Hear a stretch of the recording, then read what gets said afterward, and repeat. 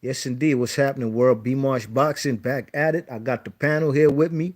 What's happening, world? What's up, fellas? What's up with y'all? What up? What up? What's up? Chris Stan here with We Leave Eat Sleep Pop. Yeah, it's Charlie Brown Bucks in here.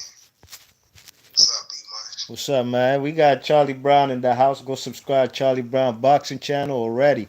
And we got Chris Caban. We live, eat, sleep boxing, the livest boxing group on Facebook. You know what I mean? The most knowledgeable with real boxers in the joint. Old school, new school, it was whatever. They in there. All right, man. So today we doing a live tournament, man. One of my favorite divisions in boxing. A division with rich history, and that's the light heavyweight division. You know what I mean? It's a division that goes back to before the turn of the century. You know what I mean? Great fighters at light heavyweight. You know, it's a division where fighters before there was cruiserweights. Best believe a great light heavyweight was gonna go up to heavyweight and challenge heavyweights. You know, guys like George Carpentier, Gene Tunney. You know what I'm saying? Bob Fitzsimmons. All of them went up to heavyweight. You know what I'm saying? Michael Spinks. You know, they say, this was way before cruiserweight. So we got a bracket here, of course, top 16. Matter of fact, man, hold tight, fellas. Let me share this joint right quick. This live stream while we at it. You know what I mean? Yeah, man. So we're gonna throw these links on all social media platforms. You know what I mean? Yes, indeed. Let's get into it, man. Should I say who constructed this list, or should we just keep it moving? Cause I'm not gonna be the curator for Umar's this up here list. now. Huh? Umar, I think Umar up here now. Oh, he back? Yeah. Yeah, yeah. This a Ben Umar list right here, man. So he's gonna be the deciding factor. You know what I mean? Since we ain't got just three people or a fifth person, I guess he'll be the deciding factor. Um. All right, let's get into it. Should I start first, Yeah. Yeah. or or should Ben Umar I'll go start? last because just in case I gotta be the deciding vote. Okay. But y'all can chop it You up gonna however go y'all want last to. anyway, Umar. You know that's your list. Right. All Okay. right. All right. So number one seed, we got Sam Langford, a great fighter, one of the all-time greats from Canada via Boston. A guy who was never a world champion because of the color bar and the color line back in the day. Couldn't fight for no world titles, but man, this guy was a great fighter in several divisions, from featherweight. A lot of people talk about just lightweight. This guy was a featherweight, even fighting guys as big as heavyweights. So we got Sam Langford at number one versus the 16th seed, Darius Michikowski, great fighter out of Germany, lineal champion from 1990 what 96 till like '03 when he beat Virgil Hill and lost to Julio Cesar Gonzalez. Great fighter. Was 48-0 before he took his first loss. Has only been stopped once. A champion in two different weight classes. So we got Sam Langford versus Darius Michikowski. This is a hard one. This was a tough one, dogs. You know what I mean? Because I've seen some film of Sam Langford. You know what I'm saying? I've seen some film. You know, but Jesus Christ, man. This is a tough one, man. You know, because I've seen a lot of Darius Michikowski. Yeah. I don't even know why I decided to start first, man. Hey, man. There's Michikowski versus Sam Langford. Oh man, I think man, that's a tough one, man. I can't even lie. I think Sam Langford's a good fighter. You know, fought guys like Gene Jeanette. Heavyweights numerous times. Oh man, that's a tough one, man. I think I might have to go with Sam Langford just because he's an all-time great, and Michikowski isn't. But then again, styles make fights. You know what I mean? And Michikowski was a natural light heavyweight.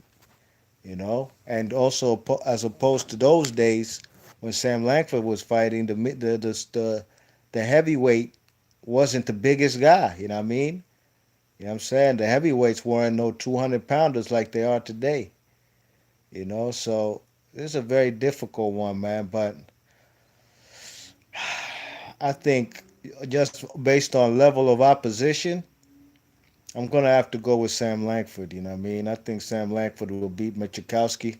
Sam Langford is a guy who's, you know, I think he's gonna be able to be the smaller, quicker guy. Of course, you know what I mean. And I do believe light heavyweight was his best weight class. You know what I'm saying? But I think Sam Langford wins this fight. Michikowski's a tough dude. Only been stopped once, and that Michikowski who got stopped was out the ring for a while and probably wasn't as hungry as he could have been or used to be. You know what I'm saying? I'd probably go with the man Sam Langford winning on points. I'll make it fair, a 12-round fight, because if it's 15 rounds, Michikowski ain't cutting it. I'm going to go with Sam Langford winning, probably winning the fight 8 rounds to 4 via unanimous decision. You know what I mean? I think he'll outbox the man Michikowski.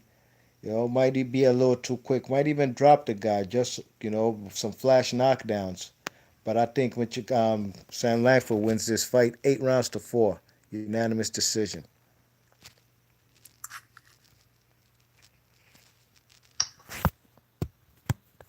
Who's next? Let me go next. I go next.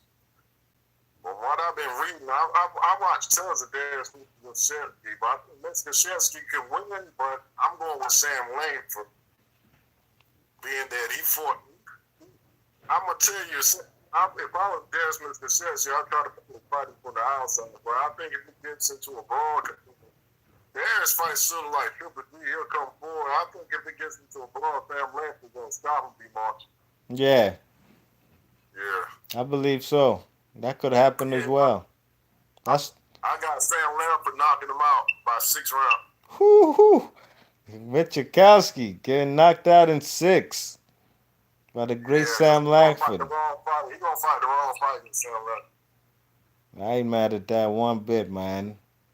We're talking about an all-time great, arguably the greatest boxer in boxing history. So I could dig it, man. Okay. Charlie Brown. Yeah, yeah. Well, this is quite an easy one, man. It's Sam Langford for me. It was Mm-hmm. Sam Langford knocking out Mikulowski in 8 rounds. Ooh. I think all the fight. Yeah, I'm basing this off the fights that is his most notable fights, even some of the ones he lost. Yeah. Sam McVeigh and Harry Wills. I Yeah. think he fought Harry Wills, from my knowledge, a total of maybe 10 times Yeah. in his career. And Jean Jeanette. And Genetti, that was George Godfrey as well. That was another one that comes to mind. But the Sam McVeigh, even though he lost some of the ones to Harry Wills and Sam McVeigh, there were a lot of draws, and that was just different. I mean, a different era. I think Mikulowski's got a good engine, and he was quite durable. Yeah. But a lot of the people he fought, they capitulated. Even when he Mm-hmm. beat Mark Prince,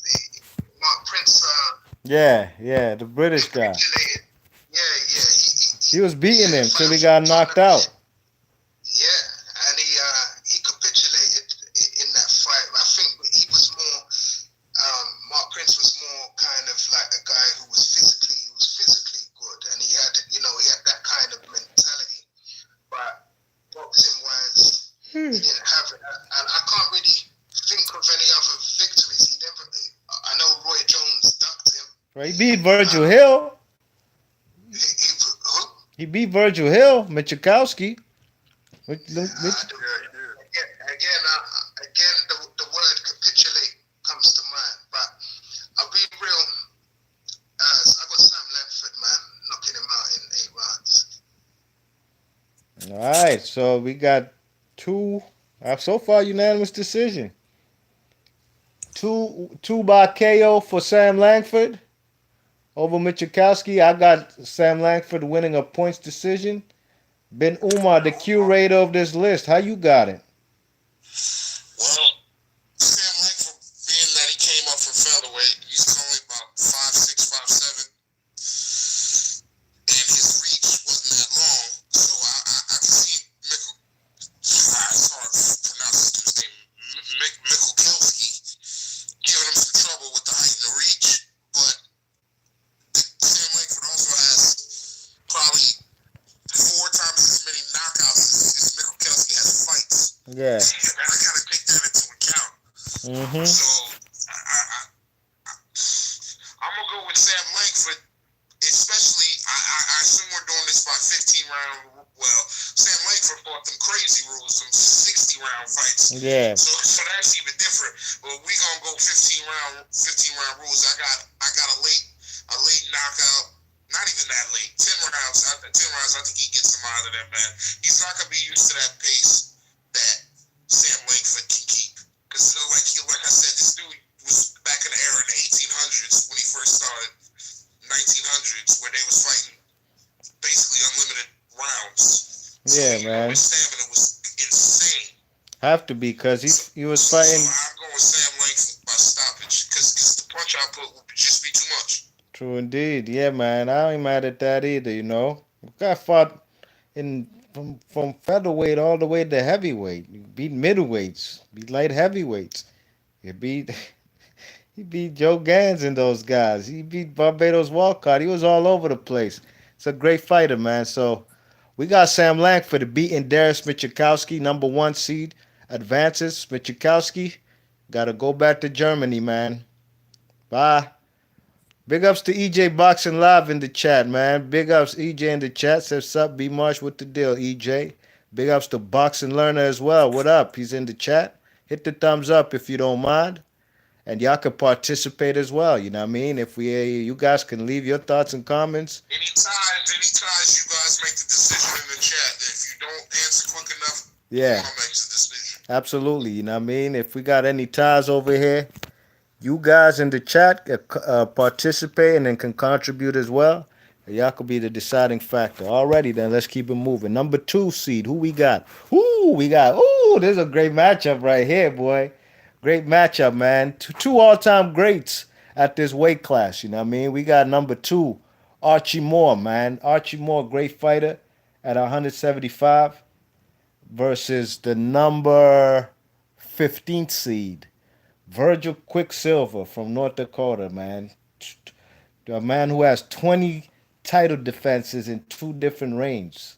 Great fighter, you know what I mean? Hey man, this is a good one, man. And I gotta go with Archie Moore, man. You know, I consider Archie Moore the greatest at light heavyweight, me personally, you know what I mean? You know, this guy had a 10-year reign as a champion at light heavyweight. His reign started at the age of 36.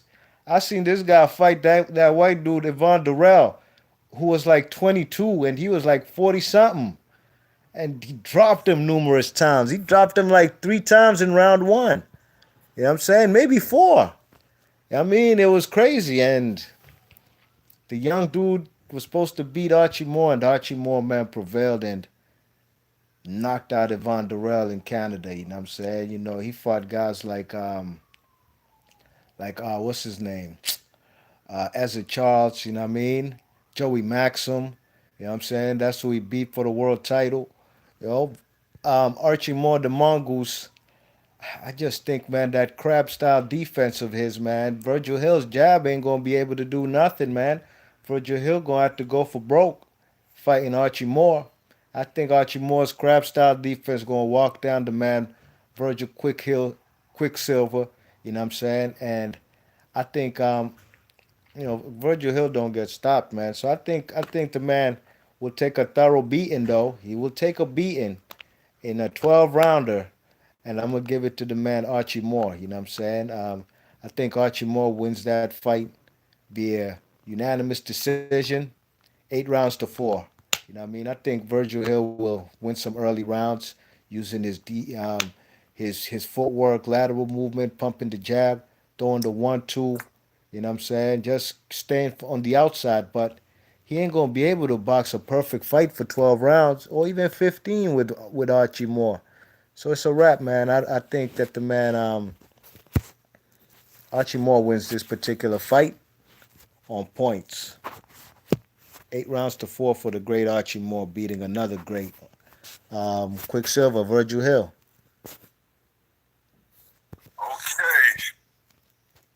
I watched Virgil Hill fight his whole career, and I Mm-hmm. watched a lot of tapes of Archie Moore. I don't see that shit going to distance, B Marsh. I think Archie Moore gonna stop Virgil Hill. I I think he's feel you, gonna make man. that. He's gonna beat that ponytail out his head out of 6 rounds. I think he gets stopped by 7.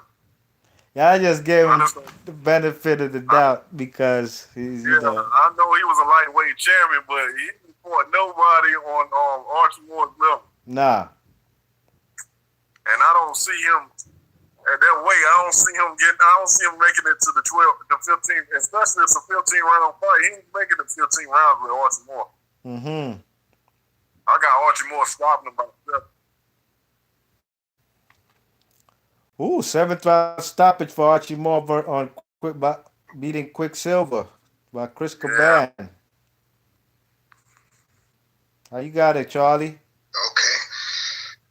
Well, you can see on my avatar. My avatar's got the old mongoose. Yes, You sir. know what I mean? You know how I feel about him. I got him as one of the greatest fighters of all time. Period. Yeah. Pound for pound. I don't think Virgil Hill was good, but he didn't fight anyone near the level of Joey Maxim or near the level of Harold Johnson. That's another win that people forget. Mm-hmm. That was a late stoppage in the 14th round that Archie Moore got over Harold Johnson. Another great light heavy. I just think that the skills he had, not just the crab defense, he also used to shoulder roll too. A lot of people forget that. They probably haven't seen a lot of tapes of him, but he did shoulder roll as well. Yeah. I'm not saying he had it before Ezra Charles, or I'm not going to start that argument, but he did shoulder roll. And yeah, he was a great fight. I see that fight. I see Archie Moore stopping him in round 5. True indeed.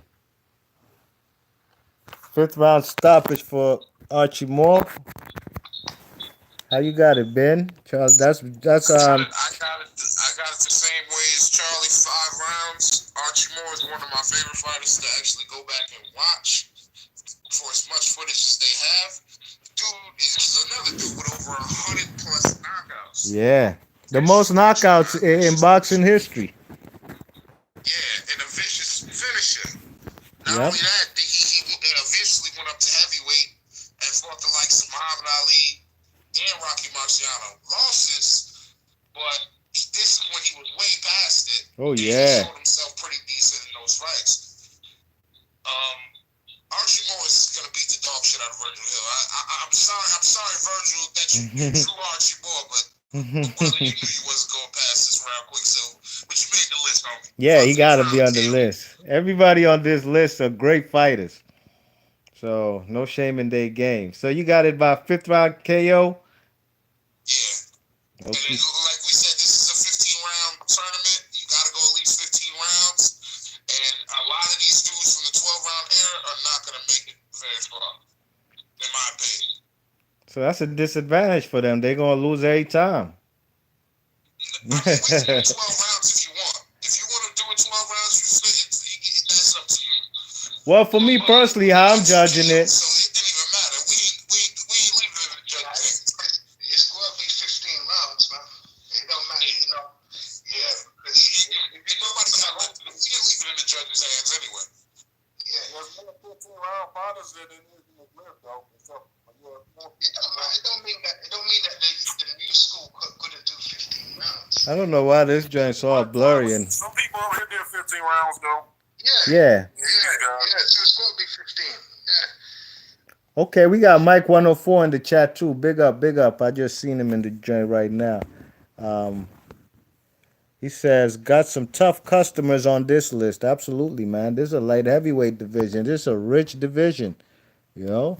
Okie doke. So we got Archie Moore advancing So number 3 seed, number 3 versus 14. Whoo, whoo, whoo! This was gonna be hard. God damn it! Why am I always gonna be the first on this one? Whoo! We got number 3 Roy Jones Jr. versus number 14 Bob Foster, undisputed champion, two-time champion at light heavyweight versus. Who? Oh, sorry, I said Bob Foster. Excuse me, Bob That's what you. Fitzsimmons. It was Bob Fitzsimmons. Fitzsimmons. Yeah, Roy Jones Yeah. Jr. versus Bob Fitzsimmons. I think Bob Fitzsimmons was what the third heavyweight champion in lineal heavyweight history. You know what I'm saying? Also a great light heavyweight champion. You know what I mean? I ain't never seen the guy fight. I've only read about him. I ain't never seen no film on Bob Fitzsimmons. You know, whew, this is gonna be a tough one, man. I think Bob Fitzsimmons versus Roy Jones Jr. Oh man, you see, I remember when Bob Fitzsimmons was one of the guys Roy Jones looked up to when he was at light heavyweight. When he said he's going up to heavyweight to do what guys like Bob Fitz, only two guys before Roy Jones had done. That's Bob Fitzsimmons and what's the other guy named Michael Spinks. You know what I mean? Go up to light heavyweight, go up to heavyweight from light heavyweight and become a champion. You know what I'm saying? So Roy Jones Jr. 175 was where he campaigned most of his career.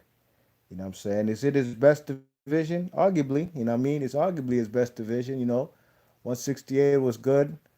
160 was good. You know what I mean? But 175 was where he really made his bones as far as staying at one particular weight class. You know what I mean? Um, I think Bob Fitzsimmons was a good fighter. Beat guys like what was that guy? Philadelphia O'Brien, Jack O'Brien.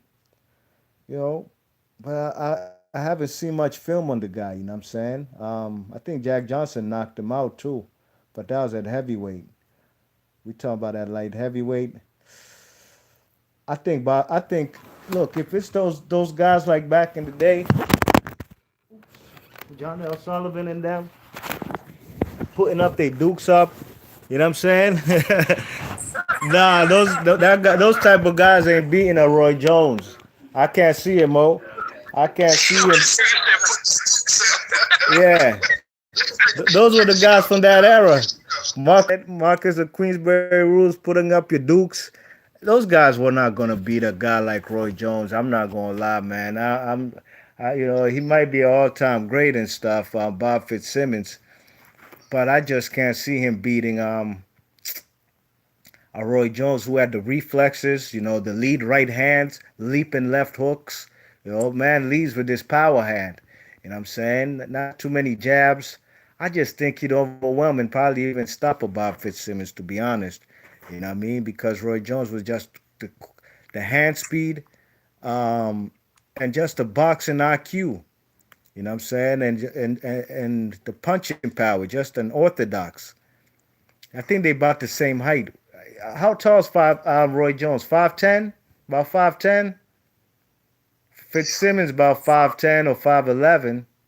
So I think I'm gonna go with the man Roy Jones winning, probably via stoppage. You know what I'm saying? If it's going 12 or 15, I think he'll figure him out and probably stop him in like 5 rounds. I think he stops Bob Fitzsimmons in 5 rounds. Mike 104 is a funny guy, dogs. My man Mike 104 said in the chat, Roy Jones versus the Guinness beer dude. He I'm do gonna tell look you like the right now, Guinness right beer now, dude. right?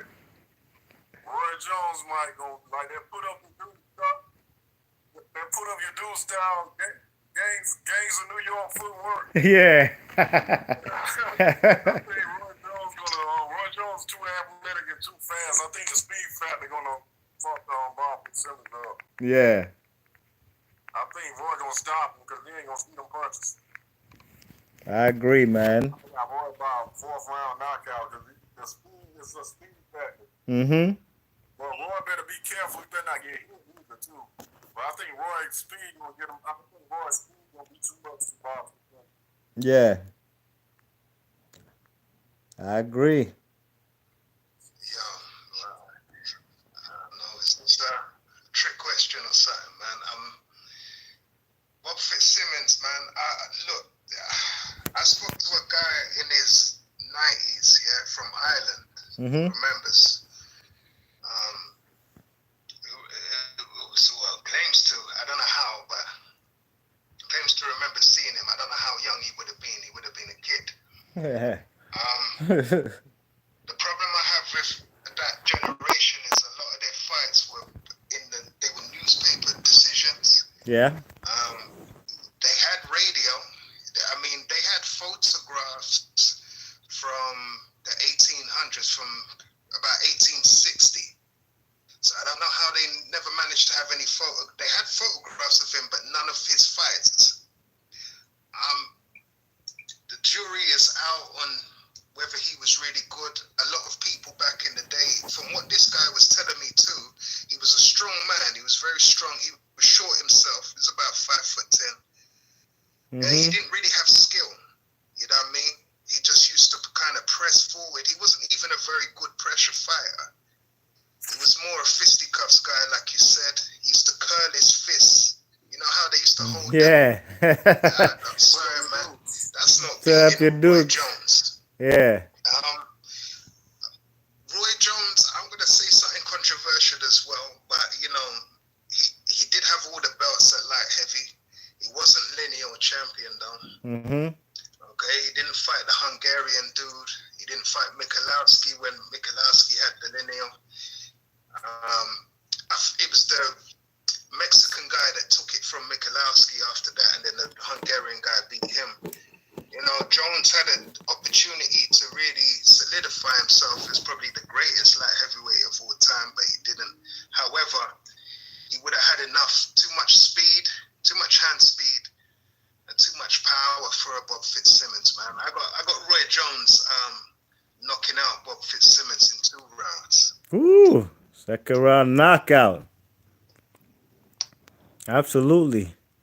But to be fair also to Roy Jones, that Julio Cesar Gonzalez, who was the first man to beat Michikowski, Roy Jones beat him before Michikowski fought him and washed him, beat him easy. Yeah, but you see, this is my problem, though. This is my problem with, you see, it's easy to say that, but then why didn't he just go over to wherever, Germany, wherever, and go and beat these bum guys? You know, he was making excuses.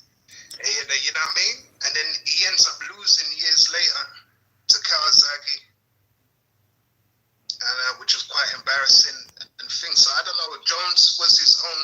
He you know, he was his own man. Yeah. But in his own mind is what ruined his legacy. But I will say, with that given, he had enough to beat Bob Fitzsimmons, man. Absolutely. Probably one of the most overrated champions in all of boxing. Yeah, I feel you, man. We could get deep into that conversation, and I agree with you 100% about Roy Jones' disputed era. You know, but that's for a whole nother video. We'll talk about that on another time, man. But I agree with you, but I will disagree on one thing. I think Michikowski should have came to USA. Well, The money was here, you know, but that's for a whole different video. They both ain't fight each other. I think if you're chasing the lineal, though, if He wasn't. He wasn't because Ring Magazine just gave him a belt. So they made him comfortable. No, not Ring Magazine, the actual lineal. But Yeah. still, it don't matter. Like you said, Yeah. Yep. Second round KO for Roy Jones. That's what I got. True indeed. I bet. How you got it, Ben? All right, Bob, you made this list because I know your history a little bit, and I've heard your name mentioned 1,000,001 times, but obviously I've never seen you fight because you were born in the 1800s. Yeah, I don't even think there's film on it. Years before I have a hint in my father's nuts, pause. So I don't know much about you. But like they were saying, the fisticuff style, 30 seconds. He's out of there. 30 seconds. I don't care what nobody tells you, bro. Oh, man. One lead left hook, it's over with. Yep. It's over situation, he's out of there, man. 30. I give that dude 30 seconds, and I'm not trying to be disrespectful, but it is what it is. He gonna come in there fighting like elbows McFadden and get his stupid ass. Elbows McFadden. So which one of y'all niggas said the Gangs of New York style? That shit hilarious. Boy. Yeah, that's what Chris said. Gangs of New York joint with the and Mike 104 in the chat said he fighting the Guinness beer man, the Guinness logo, the Guinness commercial dudes with their mustaches. Whitewash, bro. That's not even competitive. That's not even competitive. All right, so we all got Fitzsimmons getting KO'd, man. He's getting KO'd, man. So Roy Jones Jr., the number 3 seed advances. So number 4 and 5. Holy cow. This is an all-time great fight right here.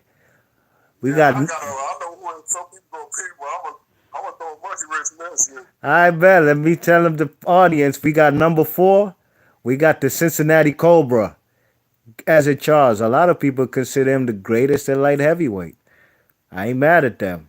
And we also have number 13, Bob Foster from Albuquerque, New Mexico. One of the greatest knockout artists, period, in boxing history. Definitely, probably definitely the greatest puncher. I'll say Archie Moore is the greatest puncher at light heavyweight. But Ezzard Charles versus Bob Foster. Ooh, that's a good one, man. You know what I'm saying? You know, these are 2 all-time greats at the weight class. You know what I mean? 2 all-time greats.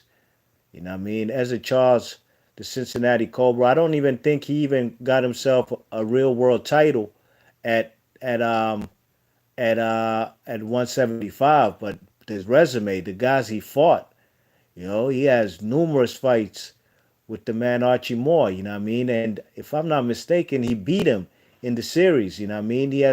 He won more fights than lost against Archie Moore, you know what I'm saying? You know, so the Cincinnati Cobra was a very good fighter. I think his reign was in the 40s. His reign was in the 40s at light heavyweight, you know what I mean? You know, he fought a lot of good guys, you know what I'm saying? He beat Joey Maxim too, you know what I mean? A couple times. You check it, so man, that's a tough one, man. That's a tough one. You know, Bob Foster was a great fighter as well at 175. You know what I mean? What's his name? How tall was Bob Foster? Like 6'4" or something? Yeah, he's a tall, light heavy. Yeah, I know Ezzard Charles. Huh? Yeah, he's very tall, about 6'4". Yeah. 6'3", 6'4". While the guy, what's his name? Ezzard Charles about like 6 feet. You know what I mean? But I think Ezzard Charles had the skills to pay the bills. You know what I mean? He could slip punches. You know, had good defense. You know what I mean? Was a good boxer. You know, was a smart fighter. You know what I'm saying? Didn't have to use just brute strength. And neither did Bob Foster. Bob Foster just used his advantages perfectly. You know, his reach and height didn't have so much of a punch variety. You know what I mean? But you know, the man Bob Foster, if he can keep you at the end of his punches, he gonna beat you. But I think a pure boxer can beat the man Bob Foster, but also a pure boxer who can go through adversity. You know what I mean? Not a guy who's gonna get clipped on the chin and just don't want to fight no more. Nah. And I think Ezzard Charles, I think his chin is solid. You know what I'm saying? And I'm sure he can weather the storm. You know what I mean? Versus the man, what's his name? Bob Foster. You know what I mean? Stay low in the pocket. You know what I'm saying? Throw his left hook, straight right hand combination. You know, he used to also was a guy who leads off with the left hook. His left hook was like a jab. You know what I mean? You check it. So I think that's what's going to be able for him to get on the inside. You know what I'm saying? The left hook, straight right hand. And if he gets on the inside, I think he can beat Bob Foster. You see, unlike Bob Foster's gone up to fight Joe Frazier's and the Muhammad Ali's and got destroyed. While Ezzard Charles had the skills to pay the bills to beat heavyweights and become a heavyweight champ himself. You know what I mean? So I'm going to go with Ezzard Charles winning this particular fight. Probably beating him on points. I think he'll win. If this definitely a 15-rounder, you know what I mean? These are 15-rounder guys. I think he wins that fight probably like Probably like 12 rounds. No, probably like 10 rounds to 5. 10 rounds to 5, unanimous decision for the man, Ezra Charles. I think he's just a better boxer, and he's gonna make the man, what's his name, Bob Foster, have to follow him and also try to get low. You know what I mean? Trying to get low to make himself catch up to the man Ezra Charles, and Ezra Charles, I think, will just be tagging him with the combinations and the hand speed. Bob Foster is not much combinations unless he hurts you. He's more of a 1-2 guy. So I got Ezra Charles. I might have to agree with you, D-Bob. I watched both of these guys fight, and but he does will get circus power. As a top footwork is too much, will be too much for him. Yeah. He'll come forward. He'll be chasing him around and I'm trying to catch him. And he ain't have much of a punch variety from what I think. You've been given the benefit of the doubt. I got there's a Charles winning 12 rounds to 3, actually. Ooh, 10 rounds to 3. 12 rounds to 12 3. rounds. So how would Bob Foster, what rounds, how would he win the 3 rounds you give him? He'll make the judges, he'll land something, and you know how people land punch don't really land punch, they get credit for a hard punch. Yeah. He'll get probably benefit of the doubt there, but I see him get, I watching both of them fight. I watch a lot of Bob Foster fight. I wasn't impressed by, some of them guys were giving that word until you knocked them out too, and they wasn't even all that. Yeah. So I got Ezra Charles clearly beating this guy. Yeah, I love Bob Foster. He's an all-time great at light heavyweight. But his era, you can't compare his era to the era after, late 70s to the mid-80s. Can't do it, Mo. Those guys were great fighters, and Bob Foster ain't they really have no competition like that, man. He was washing everybody because he's a great fighter. Absolutely. So you got him 12 rounds to 3. How you got it, Charlie? I agree with what you're saying about Edgar Charles and some of what you say about Bob Foster. However, Bob Foster's losses early in his career were all against heavyweights or guys that went on to heavyweight. Yeah.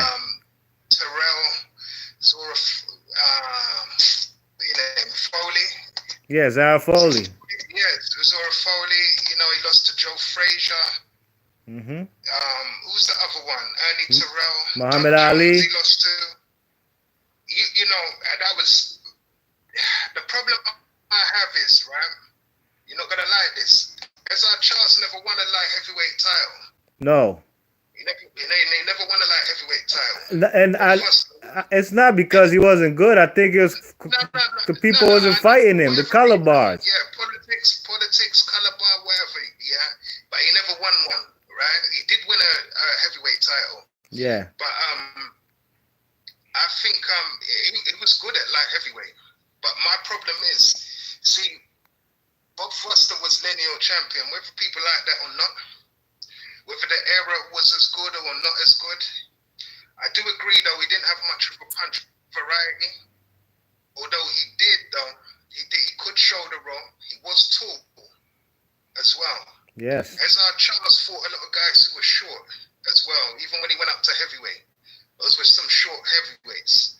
So, man, I got Bob Foster winning on points. I got him 8 rounds to 7. Ooh, close fight. Yeah. You gotta beat Ezra Charles on points. Yes. And I'm not going. I don't agree with what you are saying. Cause I never see Ezra Charles win a light heavyweight title. Yeah, but he fought great fighters at light heavyweight, from Joey Maxons. He didn't win the title, G. It's like we had this conversation about Roderick Taylor the other day. I think it's because also the Black Murderers Row. He was one of them, and in the light heavyweight era. Just like Archie Moore. It's a fantasy tournament. Yeah. I'm factoring in the best Bob Foster, the best Ezra Charles. I got Bob Foster, man. Ooh. 8 rounds to 7. Okay. Yeah. All right, we got 1 for Bob Foster on points. How you got it, Ben? All right, so Bob Foster was a vicious puncher. We all know that. And he was also a smoker. We know that. But man, and Ezra Charles was a stylistic boxer. He was not much of a puncher, but his footwork and his skills in the ring were superior. And then, like you guys mentioned, he did go up to heavyweight and win a world title. Did not win a world title at 175, but that was more politics. Yeah. Because they were not giving him his opportunity to even fight for the world title. Mm-hmm. Now, when he went up to heavyweight, that first fight against Marciano, he should have won. But obviously, the man does what the man does. I just don't see. I don't see Bob Foster being able to handle that footwork and that stylistic style. And another thing, Ezra Charles was not short. I know Bob Foster was extremely tall for the weight, but Ezra Charles was about 6 feet tall, 5'11", 6 feet tall. So it's not like he was a midget in there. Mm-hmm. He can handle himself. He can hold his own. And I just see him winning a points decision. I would say 9 rounds to 6. It would not be easy. It would not be easy. He'd probably get hurt in the fight, but I see him winning it by decision, not by KO, because he wasn't much of a puncher like that. But I see him winning a decision. Okay. So what's that? 3-1 in favor of the man. Ben got it a decision point for Ezra Charles, so that's 3-1. So Ezra Charles advances. You know what I mean? I think Ezra Charles, it'd be a great matchup. These are 2 all-time greats. You know what I mean? There's basically no wrong answer. Let me see what fella's saying in the chat.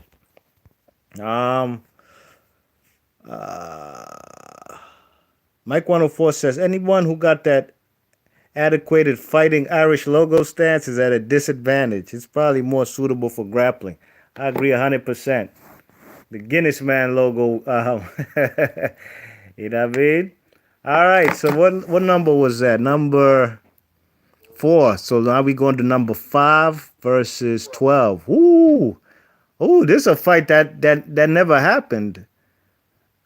2 guys from that great era of light heavyweights. At number 5, we got Michael Jinx Spinks versus number 12, Matthew Saad Muhammad. Philadelphia versus St. Louis. Champions at the same time.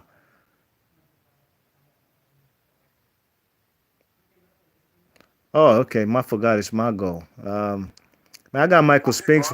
I got Michael Spinks winning this. I think Michael Spinks will stop Matthew Saad Muhammad probably in the 10th round. Matthew Saad Muhammad.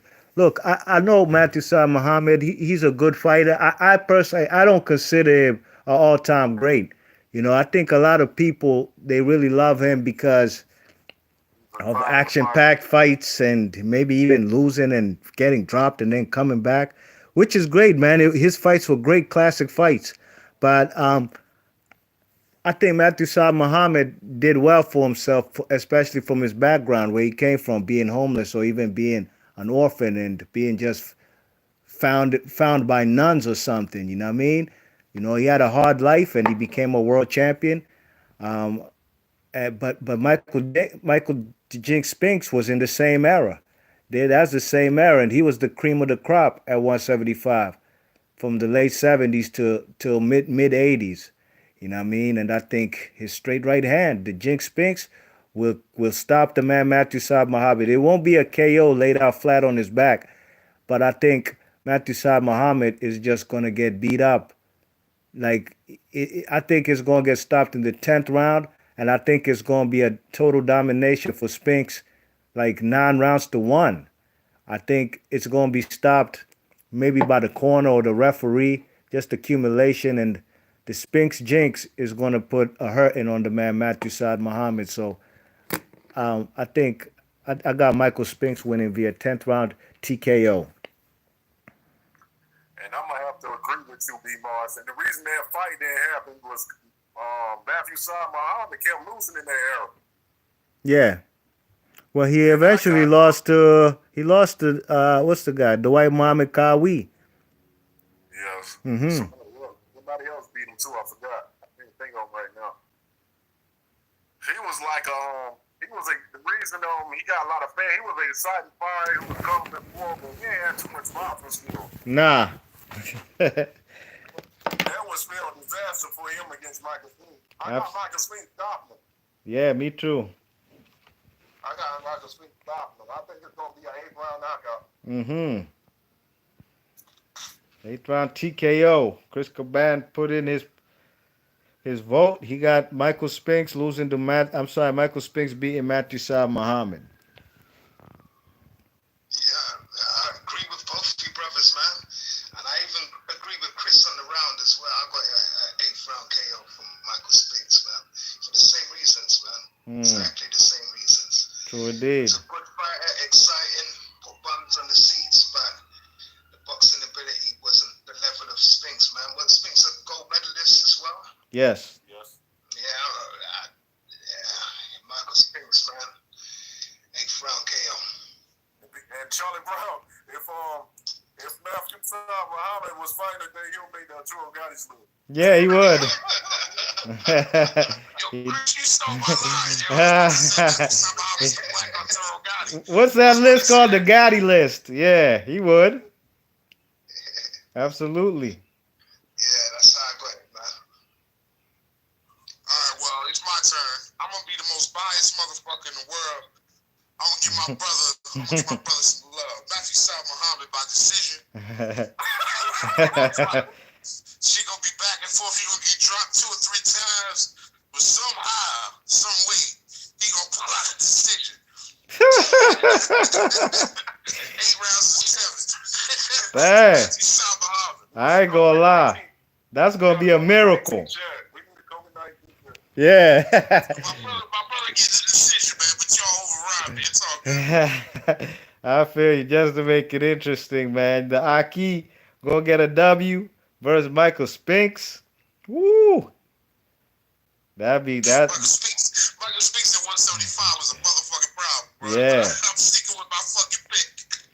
Yeah, Eddie Mustafa Muhammad. I beat the man Matthew Saad Muhammad too. That's what it was. That's what I was thinking about. Yeah. To me, he's not an ATG though. Nah. I don't He's in the Hall of Fame though. Quite yeah, shocking. They feel sorry for him. He shouldn't be. To be honest with you, a lot of people should get in there before he did. Yeah, I agree, man. I agree. You know, I think those fights with Yaki Lopez, the fights of the years, those are the things, just like Gaddy, that got him in the Hall of Fame. You know what I mean? Yeah. Yeah, but I'm not too sure about that. But hey, great fighter. I enjoy watching his fights. But we just keeping it 100 out here, man. And the man, Michael Spinks, beats Matthew Saad Muhammad. 2 fighters from the great light heavyweight era of the late 70s, early 80s. All right, number 6 versus 11. Woo! This is a good one right here.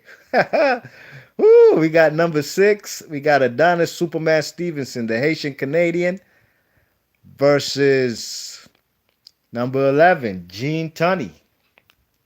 Great Gene Tunney. Damn, I forgot I'm the one who goes first on this one.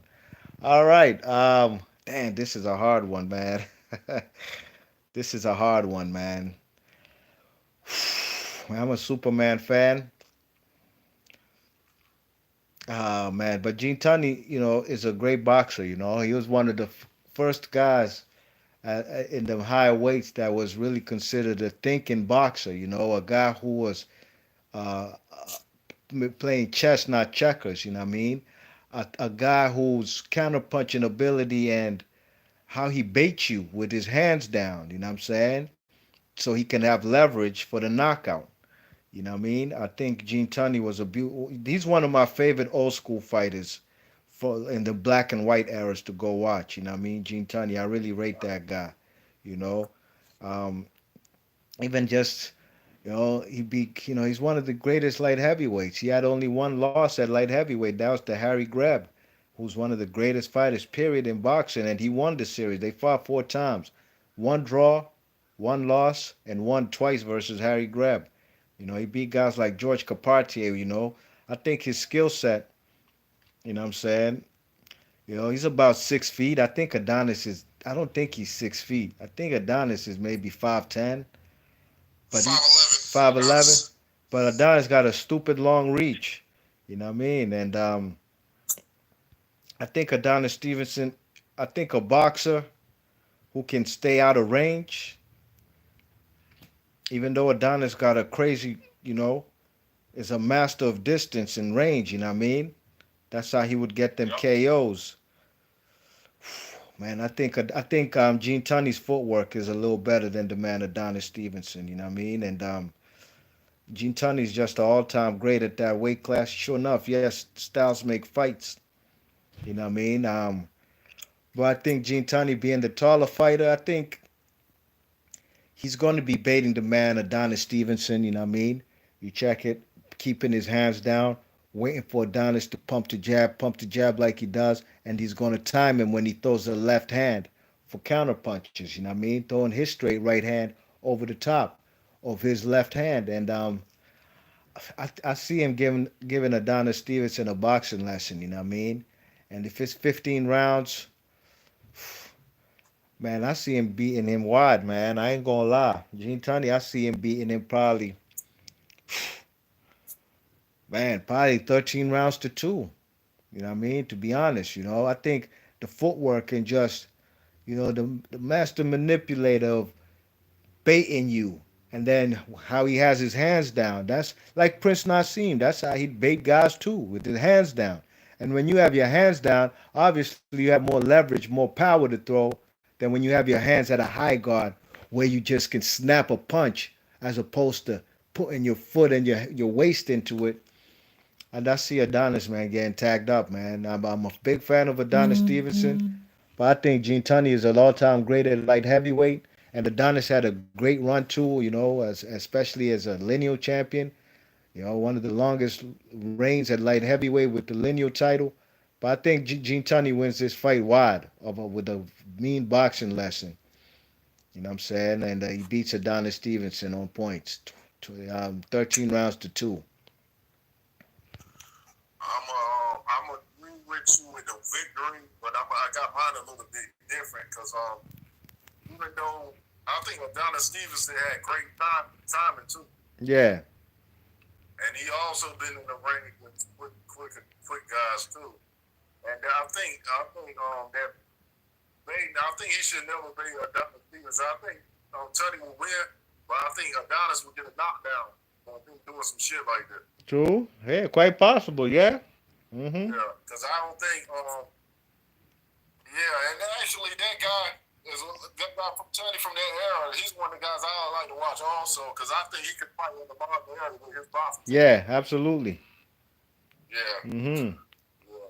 He's not like the put. He didn't have that put him up dude style. He was actually a good boxer. Yeah. Great footwork, good jab. So I like.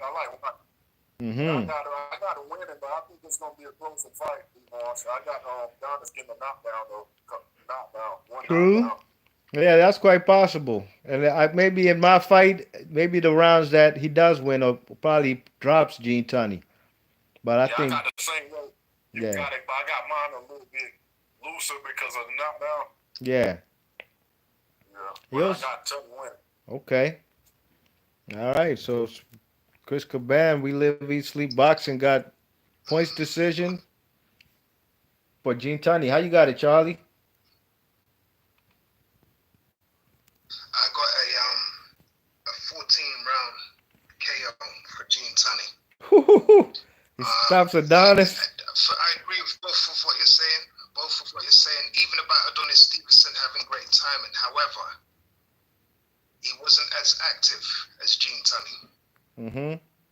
If you're having one fight a year compared to a guy who's having 6 fights a year, minimum, sometimes he's having 8 fights a year. Yeah. Beat Harry Greb, like you said. Jack Dempsey twice. I know there was a long count, but you got to remember also, Gene Tunney was a Marine and he was Irish.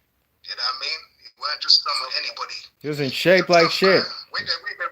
He was a tough guy, and he was a Marine as well. So he was strong. His physical presence he would have been able to match Adonis in that respect, man. I definitely got him. I would have had him winning the decision, but I just think he would wear him down in those rounds 13, 14, 15. He start wearing down Adonis Stevenson. Who would let that? It was sometimes held his left hand very low. Yeah. I got him timing him. I got him time because he was very scientific as well, Gene Tunney. Oh, no I got question. him timing Adonis Stevenson and knocking him out, man. Round 14. I ain't mad at that one bit because Adonis did show he has stamina issues when it goes late. Absolutely. Yeah. He showed that in the Fonfora fight, and he managed to get dropped, even though he won, and even dropped Fonfora after he got dropped. But yeah, even the Badu Jack fight. I mean, he did great in the first half, but the second half, apart from round 10 where he almost stopped Badu Jack, he was having trouble, man. The gas tank, because he knocks people out. He don't go the distance. So if it's a 15 rounder, I agree with you. I could see that happening. Don't get me wrong. He had a good style. Was that Kronk? You know, he Yeah. had the kind of Lennox Lewis kind of jab and knock you out. You know, break you down and knock you out. Knock you down from However, he distance. just wasn't active enough. He wasn't active enough for me to beat somebody at Gene Tunney's level. I agree, man. That's the major factor for me. Okay, so we got Charlie Brown giving it up. 14th round stoppage for the Fighting Marine, Gene Tunney, over Adonis. How you got it, Ben? Well, my thing is this. I agree with a lot of what you guys said for the pure fact that Adonis Stevens' main issue was his wind. He had horrible wind. Mm-hmm. He always gassed out. Anytime somebody didn't go down after sticks, he's Yeah. pretty much it was tough sledding for him. Mm-hmm. Gas out, he'd have to take rounds off. And you're talking about fighting a guy that's from that era of 30 rounds Yeah. initially. This is not a 15-round fighter. This is a 30-round fighter. And Mm-hmm. you're talking about a guy that only had one loss. Yeah. I forgot. I don't know off the top of my head how many fights he had, but he had over fucking He had over 70 80. fights. Over He 80. only lost one. And I Yeah. think that was the Harry Greb. I Mm-hmm. could be wrong. I think he lost one to Harry Greb, and that was it. Yep. He beat your man Jack Dempsey. That wasn't that light heavyweight. And he's from New York. So that don't hurt. I see the way Charlie sees it, man. I see a late round stoppage because I see him weathering the early storm. He had good footwork, and he was a hell of a fucking boxer. Yeah. He really was. If you watch tape on that dude, he was a hell of a fucking boxer. Yeah. He looked stupid. He weathered early storm, let Adonis punch himself out, and then eventually move in and stop him late. And then that's how I see it. And I love Superman, but I see Superman getting stopped late. I don't think he's not a 15-round fighter. It's not that I have to think. I know he's not. Yeah. He's mainly Absolutely. a 12-round fighter. Mm-hmm. That round 13, 14, and 15, curtains for Adonis, man. I see him out of them 14 rounds. Absolutely. I can see that happening as well, man. You know what I mean? So Adonis Stevenson gets knocked out, man. He's sent back to Quebec or Montreal. And he's going to have to sit and watch everybody You else. better go back to Haiti and get some of that good boom boom they got Yeah. down there. Wherever he's at, he's going to sit on the couch and watch other guys advance. So, number 6 and 11, Gene Tunney advances. All right, now where we at? Number 7. All right, number 7, we got Bernard, the Executioner, or Bernard the Alien Hopkins. He had 2 different reigns with different nicknames at 175 versus the Camden Buzzsaw, Dwight Muhammad Kawi. These are 2 guys from 2 cities across the river from each other. Camden, New Jersey. That's like a 10-minute drive, boy. Yeah, you just crossed the Ben Franklin Bridge. You're on either side, Camden, New Jersey, or Philadelphia, Pennsylvania. Excuse me. This is a hard one, man. This is a very tough one. Can I go first on this one? Go ahead, dogs. Do me a favor, man. I'm tired of leading off. You about to steal my line. I'm, Go first on this. I'm tired of leading off. Don't steal my line. Be my guest. All right. I don't even know what your line was. All right, I ain't gonna go first. Chris, go ahead. You go first, because I don't know what your line was. I got Dwight Kwame by disqualification because Bernard about to jump out the ring. He will. Hey, the fight. I got Dwight Kwame by disqualification because Bernard gonna jump out the ring. You know damn well Dwight Kwame is gonna keep the shit out of Bernard. I feel you, man. Go ahead, man. How you see it going down? I think, but I see it out there. I think Bernard gonna do something to fake like he injured, like he did Chad Dawson. I don't think Bernard will run no slow with the camera buzz up. True. Captain Buzzsaw is a bad dude, man. I just don't see how he can do it either. Mm-hmm. Hey. I got Kwame win this fight. Okay, I hear you, man. Kawhi, because If Bernard don't do nothing against this qualifier, I think Bernard can get knocked out in this fight. yeah. Mm-hmm. I'm gonna say I got Dwight Kwame by knockout. What round? Ninth round knockout. Not no stoppage thing. Knockout, yeah. Yeah, I got him to get knocked out. Ooh, okay. How you got it, Charlie? How you see it, or Ben? Whoever's next. Go ahead, Charlie.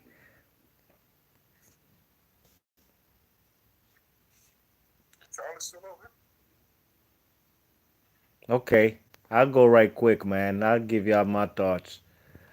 Dwight Muhammad Kawi, I think at 175, he's an all-time great, man. That's why he's in the Hall of Fame. You know, this guy started learning boxing in prison, you know, and to come out of prison, started boxing late, just like B-Hop, too. B-Hop was in prison, as a matter of fact, too. Yeah, but I think Dwight Muhammad Kawi will control the pace of the fight with that jab. You know, the bob and weave, the head movement, grinding on his mouthpiece. He's going to get on the inside of the man B-Hop. And I think, man, it's going to be a bad style matchup for B-Hop, you know what I mean? Because B-Hop's going to have to be punching down. He ain't going to be able to get to the man's hips like that. Because if he's trying to reach down like that to bang on the man Dwight Muhammad Kawi's hips, he going to be open for uppercuts. You know what I mean? He's going to be bringing himself low to get cut up with uppercuts and just the jab. I think Dwight Muhammad Kawi is going to dictate the pace of the fight. Now, I'll probably have this one, if it goes 15 rounds, I'm going to go with the decision for Dwight Muhammad Kawi. I respect B-Hop's jaw. You know, he'll do what he has to. If he you know, B-Hop's the type of guy, rather than getting knocked out, he'll dive out the ring. I can see that. You know what I'm saying? Hey, Yeah. yeah. I realize that light heavyweight, Bernard was over 40 years old, too. Yeah, you're right about that. You're right. I don't need to realize shit because I got Dwight Braxton whooping his motherfucking ass. I already know what this is for. Yeah. Because all them little tactics that B-Hop loves to do ain't working on him. They ain't working on a jailbird like exactly. He's been for the fight of his life, and he's gonna get. I think he can get KO'd. I think he get Joe Smith in the flat on the floor out. It's over. It's over. He ain't winning that fight, dog. I don't see no wins. Yeah. Everybody was arguing to win to get this fight first. Oh man, B-Hop, man. Yeah, and hey, if the fight's in Atlantic City, woo, Jumping out the ring. I don't care where it's he ain't gonna try to lose in front of the Philly and New Jersey fans. Hey man, I got B-Hop losing as well. I'm gonna give him the respect of going out on his feet. I think B-Hop will clinch for dear life and run like he did versus Kovalev. You saw how he ran versus Kovalev, right? You know, because he got dropped in the first round by Kovalev. Huh? You talking about Prime Dwight Braxton, yeah. He was a bad dude. That man was in his 40s at light heavyweight. Yeah, he was. Yeah. I just don't see him going the distance in his 40s against that young bull. True. Hey man, I got Dwight Muhammad Kawi winning, sure enough, but I think B-Hop will jump out the ring like you said before getting knocked out. and he's gonna run and clinch for dear life, and he's gonna lose. I think he's gonna get hurt too, and when he gets hurt, I think that's when he's gonna do them running tactics and probably dive out the ring. It's just gonna be a bad night for B Hop, man. Bad night for B Hop versus a current Hall of Famer. So I got him winning as well. How you got it, Charlie? Charlie dipped off. He's not there at all. Charlie Brown. Let me look. Yeah, man, he ain't said nothing about 10 minutes. Okay, so that's a wide sweep for the man, Dwight Muhammad Kawi, beating Bernard Hopkins. Sorry, B Hop, you're gonna have to go back to your house in Delaware, and it's a wrap. Go back to retirement. All right, number 7 verse 10 now, 8 verse 9. Okay, ooh, 8 versus 9. We got Billy Kahn at number as the number 8 seed versus Antonio the Magic Man Tarver at number 9. All right, this is a good fight right here, man. Billy Kahn was a very good boxer as well. Good foot movement. You know what I mean? Was a tough guy. Um, I'm not too sure how tall he was. Excuse me, of his measurements. You know what I mean? But he was a good fighter. You know what I'm saying? I seen him fight guys like Joe Lewis. You know what I mean? And he was beating the man Joe Lewis up until he got caught. And he's also a guy who went up and campaigned a lot at heavyweight. You know what I'm saying? So got to give it up to Billy Kahn. And I think Billy Kahn, I was about to call him Bobby Kahn. Um, this is a tough one, man, because Magic Man was a southpaw, and he could box. You know what I mean? He was a very good boxer, Antonio Tarver. You know what I'm saying? But man, I think I might have Antonio Tarver because he got movement too. He can box as well. You know what I'm saying? I think I might have to go with the man Antonio Tarver winning this fight. You know what I mean? I think Antonio Tarver is gonna beat Billy Kahn. When Antonio Tarver is motivated, the best Antonio Tarver, he's a matchup difficulty because he's a tall dude and he's a southpaw. And I think he wins this fight. Yo, yo. Man, Charlie, where were you? He just I was there, man. You lot weren't listening. You lot talking over each other, so you didn't hear me. I agreed with you. I had Dwight Muhammad Kai, but I had it a little bit different at first. okay. I think the fight would have been stopped off of cuts. I think B-Hop would have resorted to the headbutting. Uh-huh. And what he would have done is give Kai a bad cut, and they would have had to do a count back. And I had Dwight Muhammad Kai ahead by 4 rounds, so he would have been a technical knockout in round 5 for Dwight Muhammad. That's how I would have had it. Dwight Muhammad Kawi wins on cuts. Yeah, to TKO in the 5th round. Okay. There you go, Charlie Brown. That's a unanimous sweep for Dwight Muhammad Kawi beating B-Hop already. Yeah, so right now we was on the Magic Man versus what's his name? Antonio Tarver. I'm sorry, Billy Kahn. Yeah, and I just think what's his name? The Magic Man. I think he got the skills to beat what's his name? Billy Kahn. You know what I mean? I think his jab and the straight left hand. You know what I mean? I think he's gonna be able to split the guard if the guy just like he did versus Roy Jones. And I'm kind of comparing that because that was his best performances of his career. You know what I mean? And he rose to the occasion. I think he beats the man, Billy Kahn. Probably, I think he beats him on points. You know what I'm saying? A close fight. I think Billy Kahn wins some rounds. You know what I mean? When Antonio Tarver is not letting his hands go that much. You know what I'm saying? And playing the waiting game, just waiting for the perfect counter shot. I think Billy Kahn could slip punches and land some nice counter shots in there as well. But overall, I think that the man Antonio Tarver wins the fight. I like that. I'm gonna go the opposite way. I got Billy Kahn winning. I don't think Billy Kahn.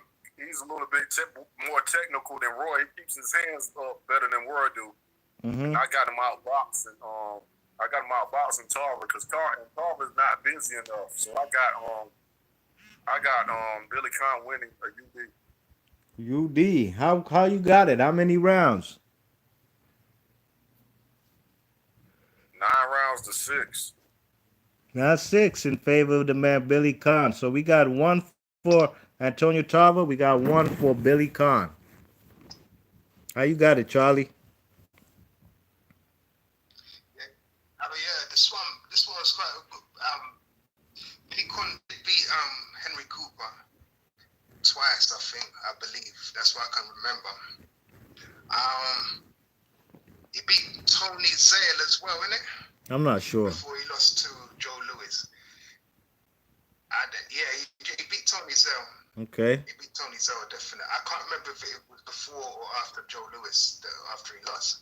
However, the height difference for me, it might go in favor for Antonio Tarver. Yeah.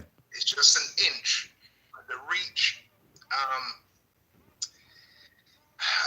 Man, what else can I say about? I mean, I agree with Chris in some ways, man. But Billy Conn might have been a just slightly better boxer than Thing, more active certainly, but the southpaw style, that's what it stands out for me.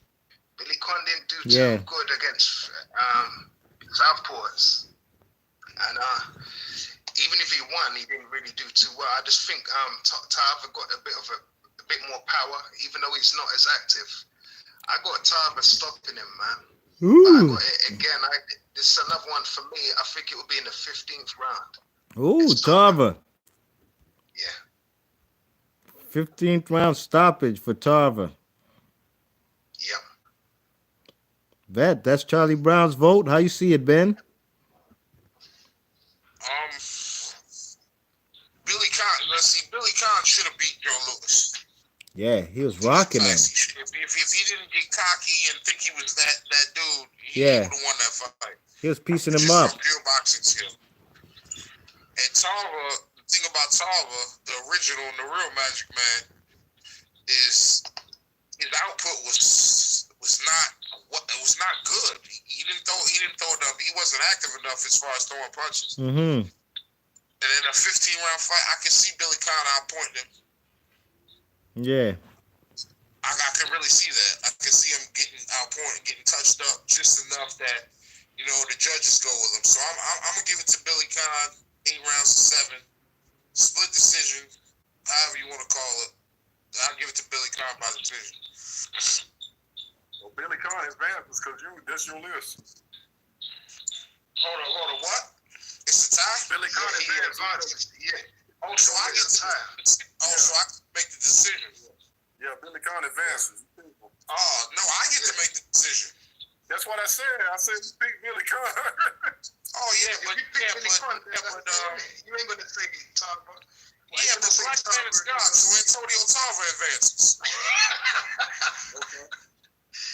Okay. So what's that? 3-1? 3-1. It ain't 3-1. It was a tie, but Antonio Tarver's getting to the next round. Alrighty, so that's 3-1. Everybody picked For this one. Antonio Tarver except Chris Caban. We live, eat, sleep boxing. Yeah, so. I'm fair with my vote, but if it's coming to a tie, you know I'm rolling with. Well, it's 3-1. No need for a tiebreak or nothing. Billy Conn goes back to Pittsburgh. Antonio Tarver moves on. That's it. All right. Okay, so that's the end of round 1, y'all. Let's get it popping for round 2. And Billy Conn, Antonio Tarver thought he had time to rest. No, sir. He got to go in there with Sam Langford. First round of the quarterfinals. How do y'all see that? Sam Langford versus Antonio Tarver. 1 seed versus the 9th seed. I'm going to go first since it's my goal, Look, Sam Langford, man, I think Sam Langford was probably like, what, 5'7"? I think the man was like 5'7". 5'6", 5'7", somewhere. This is going to be a tough matchup for him. But I just see the activity of Sam Langford getting on the inside of the man, Antonio Tarver. Antonio Tarver is Langford is a fighter when he gets on the inside. He's going to unleash punches from all angles. You know what I mean? It's going to be not a boxing match, but a mugging in the ring. And I think Antonio Tarver is just a little bit um, too finesse. Want to stay on the finesse side rather than the power side, and that's all Sam Langford's going to be bringing. Pressure, especially on the inside. I can see Sam Langford landing crazy uppercuts. You know what I'm saying? Of course, the body shots. You know, it's just you know how them old time guys fought, man. It wasn't that none of that so much pumping the jab, staying on the inside. It's gonna be a phone booth fight, man. And that man Antonio Tarver will not have any room to let his hands go. He's gonna be smothering his punches. He's gonna need, you know what I'm saying, the distance, the range to land clean, effective shots. But Sam Langford will not allow that, and he probably stops the man too. He probably stops the Magic Man. Although the Magic Man don't get stopped, he don't get stopped, man. Antonio Tarver, I don't know if I ain't never seen him get stopped. I haven't, and he says that actually, as a matter of fact, he ain't never been stopped. I think yeah, Sam Langford will he get a stoppage? Maybe I'll give it the benefit of the doubt. I think Sam Langford wins this fight. A mean mugging. And if anybody stops the fight, it will probably be Antonio Tarver's corner throwing in the towel. Just because he's not winning rounds, he's getting mugged in there. I see them stopping this fight probably in the 11th round because he's not doing anything to keep this buzzsaw off of him. So I got Sam Langford beating Antonio Tarver via 10th or 11th round stoppage. I'm gonna have to agree with you, because on top of that, he hasn't been stopped, but his ass getting stopped this night. I got him getting stopped by round ninth. He also was a guy that had bad stamina to me. He always looked at his off and pop low in the late round. And his output wouldn't have been enough to keep Sam Langford off him, because he just don't throw enough punches and he ain't busy enough. I get Yeah. him getting stopped by 9. That stoppage for the great Sam Langford from Nova Scotia, Canada, via Boston. Okie doke. What they used to call him, the Boston Tar Baby. That's racist. Yes, that's Boston Tar, baby. That's a ridiculous thing, bro. Yeah. All right. Charlie, go ahead. Yeah. I got Sam Langford like you guys. But this one's different. Now I got a 15-round TKO for the same reason. I don't think he's gonna get knocked out by Sam Langford. I think it's too small.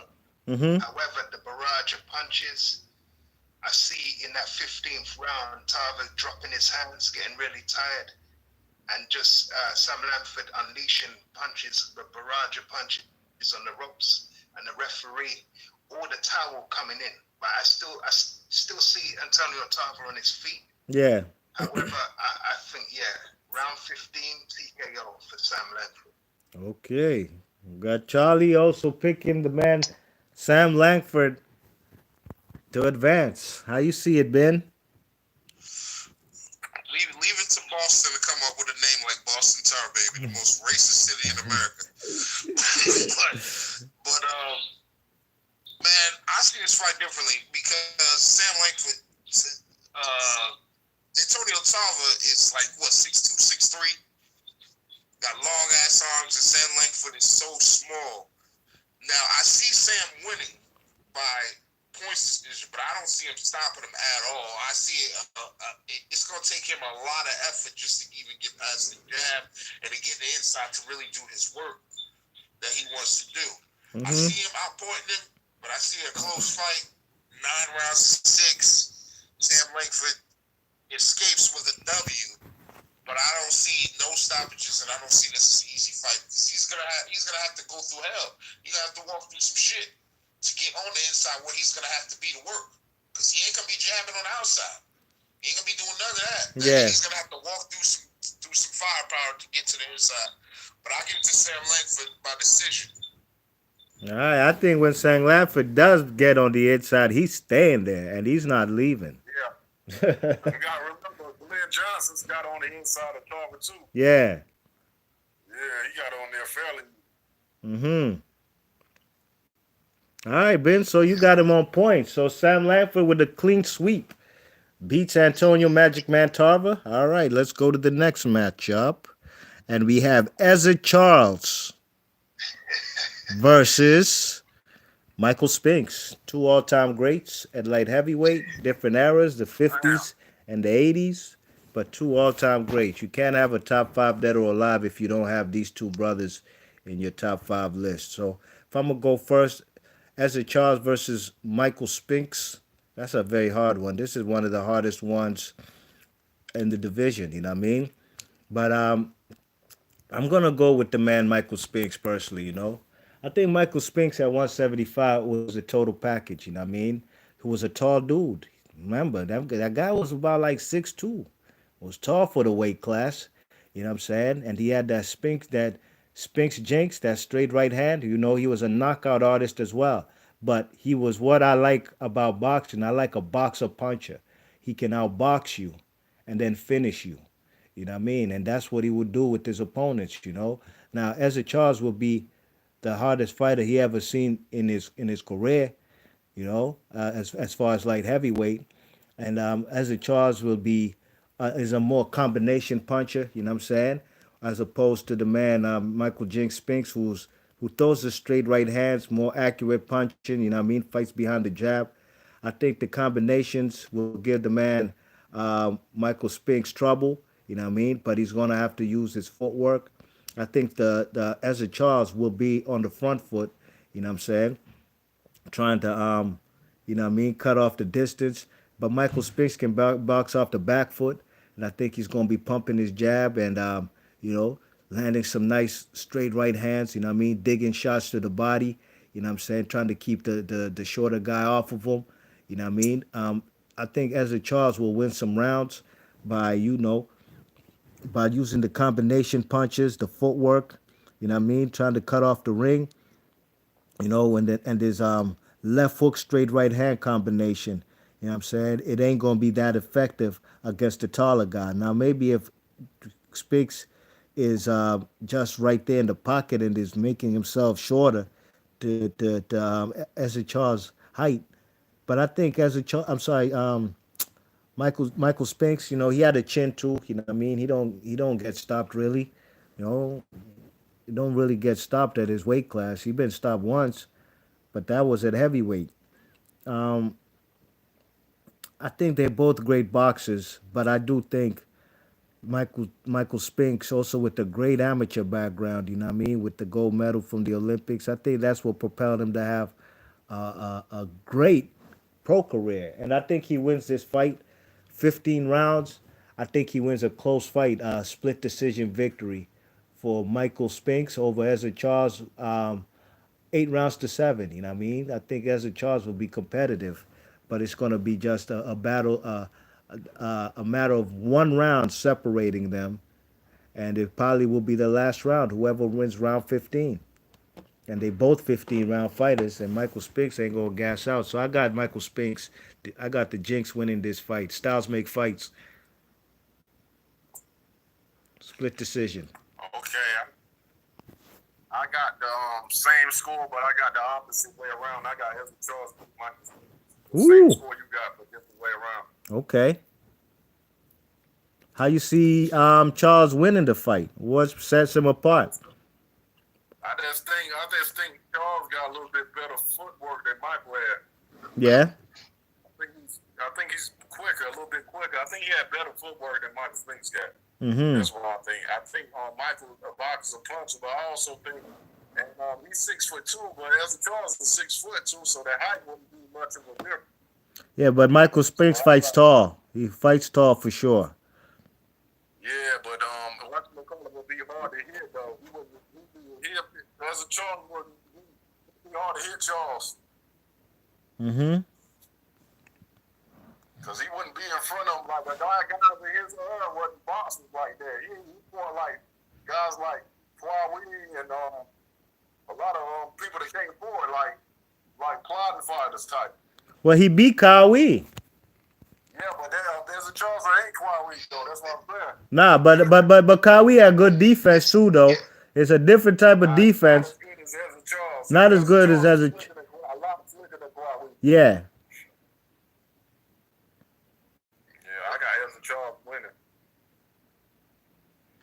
Yeah, man. I remember. Okay. Yeah, go ahead, Charlie. Yeah, I kind of make it short and sweet. See that if you got Ezra Charles beating Bob Foster, and Bob Foster 6'4", then that point you made about 6'2" for Michael Spinks, and a guy who fights with his chin upright. I mean, that chin is there exposed for an uppercut on the inside, or at least the right hand counter. And, Ezra Charles, he was the best at dropping his shoulder, turning, countering with the right hand.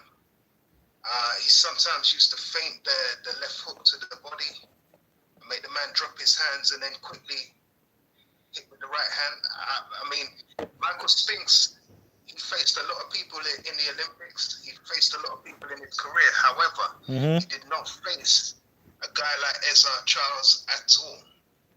And if, like I say, you got him beating Bob Foster. So then the rules, and like Chris said, 6 foot and 6'2", there's not a lot of difference. Ezra Charles had a kind of relatively long reach as well for a shorter guy. I got Ezra Charles knocking him out, man. In under 10, in round 10, I got. Well, one Um, thing for sure is Bob Foster and Michael Spinks don't fight alike.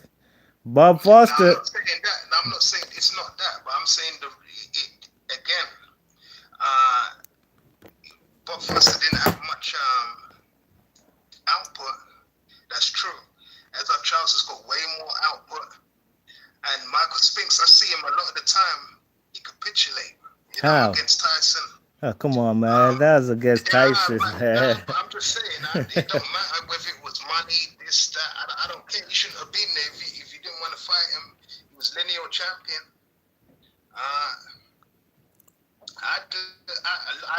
look. I have to say, man, Ezra Charles was a great fighter. He had more, although he didn't win that title for politics or whatever. At heavyweight, he was pretty decent. I got him. Yeah. I got him knocking out Spinks, man. Round 10. 10th round knockout. Charlie Brown picks Ezra Charles. So 2-1 so far. How you see it, Ben? I gotta agree with them, but not. I don't see KO, but I see too much footwork, too much speed, too much craft, too much ring craft, and you can't really tell me that Michael Spinks, though he was a great 175, has never fought anybody as crafty and as knowledgeable in the ring as Charles. I just don't see it. I see him getting outpointed, and even though Spinks was a 15 round fighter as well, like I said, Ezra Charles comes from the era where he would have to go 30 rounds, so the wind is definitely not going to be a problem. 15 rounds is going to be like a light snack to him. So he's going to be just as fresh in the 15th as he was in the first. I see him winning the fight on points. 9 rounds to 6, not a split decision or unanimous decision. Ezra Charles. Okay, so yeah, I guess it's a majority decision for the man, Michael Spinks. But I think yeah, I think Michael Spinks is a great fighter, man. And his combinations, man. When he catches you and he hurts you, he wasn't called the Spinks Jinx for nothing, man. That right hand was laying people out. He got a lot of knockouts for a guy who's a boxer. And I agree with y'all on the footwork, as a Charles on the footwork. But man, And don't forget about the defense too, Charlie. and I agree with you, Charlie, as far as Michael I mean, not Spinks. Charlie, not Charlie. I meant B-Marsh. Yeah, I Yeah. agree Yeah, with you the as far defense as is ridiculous. sometimes Bob, what's his name, would have his chin up in the sky, and maybe as a Charles could tag him, Michael Spinks. But if anybody getting knocked out, I see Spinks knocking out Charles. I do. But it is what it Okay. is. I think they both great fighters, top 5 dead or alive in their division. So Bob, I'm sorry, Ezra Charles moves on. He beats the great Michael Spinks. All right, next matchup, we got the number 2 seed Archie Moore versus the number 10 seed Dwight Muhammad Kawi, the Camden Buzzsaw. All Hey, right. this matchup is crazy. This is the best matchup of the night. Yeah, this is a very good matchup, man. Whew, this one right here is going to be a defensive affair, and it's going to be action. It's going to be also like a fight of the year type candidate too, Hell because yeah. It's Um, gonna be fight of the year. yeah, because I think they're gonna both respect each other's defense in the beginning. You know what I mean? Archie Moore's gonna keep his high cross guard. You know what I'm saying? That mongoose style. You know what I mean? He might lose the first 3 rounds because Dwight Muhammad Kawi is coming forward, applying pressure. You know, with this jab, and this jab was like a power punch for a short dude. I've never seen no boxing, all of boxing, that short dominate much taller fighters with the jab. It's crazy, man. It's crazy, and I think he's gonna be getting on the inside with the jab. The mongoose is gonna be, going backwards. You know what I'm saying? Trying to stay, you know, trying not to get hurt. You know what I mean? Trying to evade the man, Dwight Muhammad Kawi shots. You know what I mean? But then he's also gonna start landing counter shots in there. And he's gonna start getting the man, what's his name's respect, Dwight Muhammad Kawi's, because his counter shots will be crippling power shots that will stop the man, what's his name, in his tracks, Dwight Muhammad Kawi. You know what I mean? And I think the old mongoose, he's gonna just start applying his pressure now. You know what I'm saying? And Dwight Muhammad Kawi is gonna also not want to take a step backwards. They're gonna meet in the center of the ring, and arms are gonna be flaring and punches. And I think that when it comes to exchanges, I think the Mongols. I mean, the Mongols got the most knockouts in boxing history, man. I think his shots are gonna be hurting the man, Dwight Muhammad Kawi, and I see him winning this fight via stoppage because the Camden Buzzsaw's eyes gonna be swelled up, both of them. His corner gonna have to stop the fight because he can't see out of his eyes. You know what I'm saying? Because of the accumulation. You know what I mean? Even as an old man, when Archie Moore became a champion at like age 36, he was still a formidable fighter. You know what I mean? Who had serious power, serious body shots, left hooks. And I think he's going to win this fight via power shots, not even so much from the jab like Dwight Muhammad Kawi will try to impose. And I see him stopping this fight probably in the 14th round. You know what I mean? Dwight Muhammad Kawi's a soldier. The Camden Buzzsaw, he's going to want to go the whole fight. But he just can't see out of his eyes, and they're gonna have to stop the fight from his corner. You know what I mean? And up until the time of the stoppage, I believe it'll be a close fight. Um, Probably, you know, I think probably 9 rounds, 9 rounds to six. You know what I'm saying? In favor of the man, or 9 rounds to seven in favor of the man, as a Charles by the time of the stoppage. A very close fight could have gone either way, but can't continue due to accumulation and punishment. That's how I see it, in favor, stoppage in favor of the man, Archie Moore, the old mongoose. Okay. I got it as fight of the year also. Both gonna come forward. Gonna come forward that getting on the card face shit. Yeah. Watch McCall gonna be bobbing and weaving from the Camden Bus on them. I actually see knockdowns for both guys in this fight be marching the war. Okay. Yeah. Yeah. I could see And that. I got it 9-7. I got Archie actually stopping them though, but I think both guys gonna hit the canvas in this fight. Mm. Stoppage for Archie Moore. Stoppage and 9-7 to step into the late round. Late round. Okay. The last round was In the 15th round. yeah, but it's both guys gonna hit the canvas. Okay. At some point, they're gonna hit the canvas. When? In Yeah. which parts of the fight? Early, late? I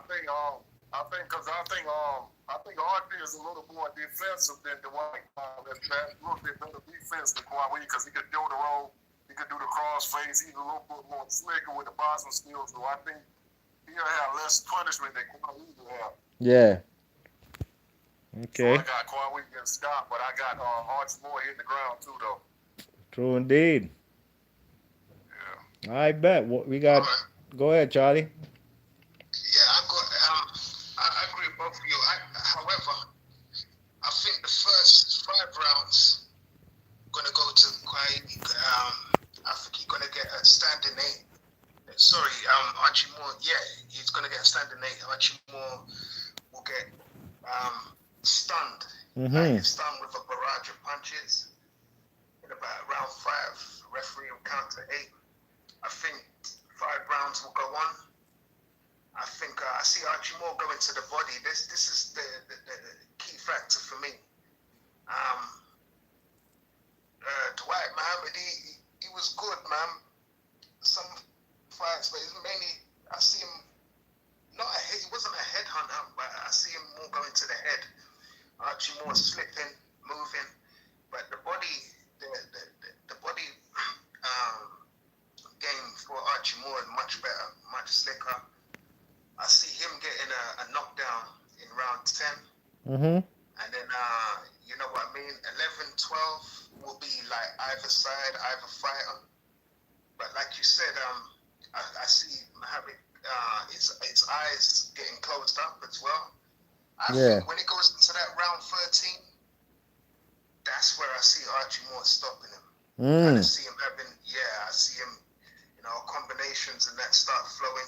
Because Archie Moore knew he had a kind of radar in his built into him when Yeah. he didn't know if he was losing, um, and he would just act accordingly. I see him in that round 13 knocking out Dwight Muhammad Kai. So I Mm. got Archie Moore KO in the 13th round. Absolutely. I agree. I can see that happening as well. Yes, indeed. So we got Charlie Brown. 13th round stoppage for the man Archie Moore. How you got it, Ben? I got a fucking war. I got a, just an all-out war. Mm-hmm. But the main difference is gonna be, even though Kyle was good defensively, it's gonna be Archie Moore's defense that's gonna get him through. Yeah. Because at the end of the day, in his ability to catch and shoot and all that. So and his punching power was ridiculous. Mm-hmm. So I see a lot of what y'all seeing as far as Kyle taking too much punishment and his eyes getting shut and all that. But I think there's gonna be a lot of knockdowns in this fight on both sides. I can see, I can see Kyle dropping Archie twice, but I think Archie drops Kyle 3 times, and the last time Kyle don't get up. Mm. I see 13-round KO Archie Moore. That sounds like a fight of the year candidate right there. I believe it will be too. Absolutely. So you got a stoppage for the man or knockout actually, right? Knockout Mm. Archie Moore. Archie Moore with the knockout. So Archie Moore advances, man. Sorry, the Camden Buzzsaw gotta go back to Camden, New Jersey. Archie Moore advances. Okie doke. Who we got next? You Uh, got Roy Jones and Gene Tunney, man. Roy Jones versus Gene Tunney. Woo-hoo-hoo. Roy Jones versus Gene Tunney. Oh man, this fight right here. How do I see this one happening? Um, I think Roy Jones gonna get outboxed. You know what I mean? I think all his reflexes and those leaping left hooks. This is gonna be a fight where fundamentals pay the bills. And I'm never one to say that Roy Jones ain't got fundamentals, like he ain't got a jab and stuff like that. But those leaping left hooks or leading right uppercuts gonna have him in trouble fighting Gene Tunney. You know what I mean? I think Gene Tunney is gonna be the master counterpuncher. He's gonna be baiting the man Roy Jones. You know what I'm saying? And Roy Jones also gonna be baiting him too. You know, doing his little chicken coop dance. You know what I mean? Trying to get him. But Gene Tunney is gonna keep a poker face, and he's not gonna go for the antics. Roy Jones gonna try to think he can walk through this guy, or try to throw his leaping left hooks, and he's gonna get counterpunched. And I see the man on the ropes, Roy Jones, um, just with the high guard and not throwing nothing back. You know what I mean? Getting tagged up, the Gene Tunney splitting the guard, backing up, giving the man some room because Gene Tunney knows probably Roy Jones might be trying to rope a dope him and to counterpunch him off the ropes. You know what I mean? Gene Tunney gonna be a little too smart for that. And I think just overall, fundamentally, he's more fundamentally sound than Roy Jones. Roy Jones was a super athlete. That's why he can do leaping left uppercuts and leaping left hooks rather than a jab or just flush right hands. I think when he throws them flush right hands, like trying to lead with the right hand, Gene Tunney's going to see all that.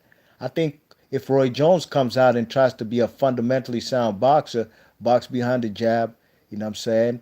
Be cautious and not lead with the leaping left hooks, he has a chance to win, you know what I mean? But Roy Jones at 175, he wasn't doing that, but Gene Tunney was. So I see Roy Jones losing to Gene Tunney on points. Um, Probably, I see him losing. Roy Jones will win some rounds, but I probably see this fight in favor of the man, Gene Tunney. About, I'd say 9 rounds to six. 9 rounds to six in favor of the man, Gene Tunney. Unanimous decision. I'm gonna agree with you, D. Mars, but I got Roy getting stopped. I think them lifting left hooks gonna get him in trouble. Yeah. Finally gonna get him in trouble, right? He got away with it for Yeah, so long. yeah, cause he ain't doing that against nobody that's slow. My man was a good counterpuncher with fast tail too. Yeah. I see him getting the Joe Cal Jackson treatment a little bit. Mm. I Mm. got Gene Tunney. I got Gene Tunney by 10 pound TKO. 10th round TKO for Gene Tunney. Okay. Yeah. Stops him in 10. Does Roy Jones win any rounds? Yeah, Roy Jones went 10. What kind of rounds does he win? Or what happens when he wins? Because he like to do them pop shot left hook. That shit was not working against Gene Tunney. Yeah. Especially them pot shots, I yep. got him losing a lot of rounds. Yeah. Yeah. Them leaping left hooks, man, you'll get punched in the face. Yeah. Mm-hmm. Okay. Bad. How you got it, Charlie? I got to agree with both you guys. However, I got the first 3 rounds Mm-hmm. going to Roy Jones. Yeah. I do. I see I agree with you. Those leaping left hooks are going to get him in a lot of trouble.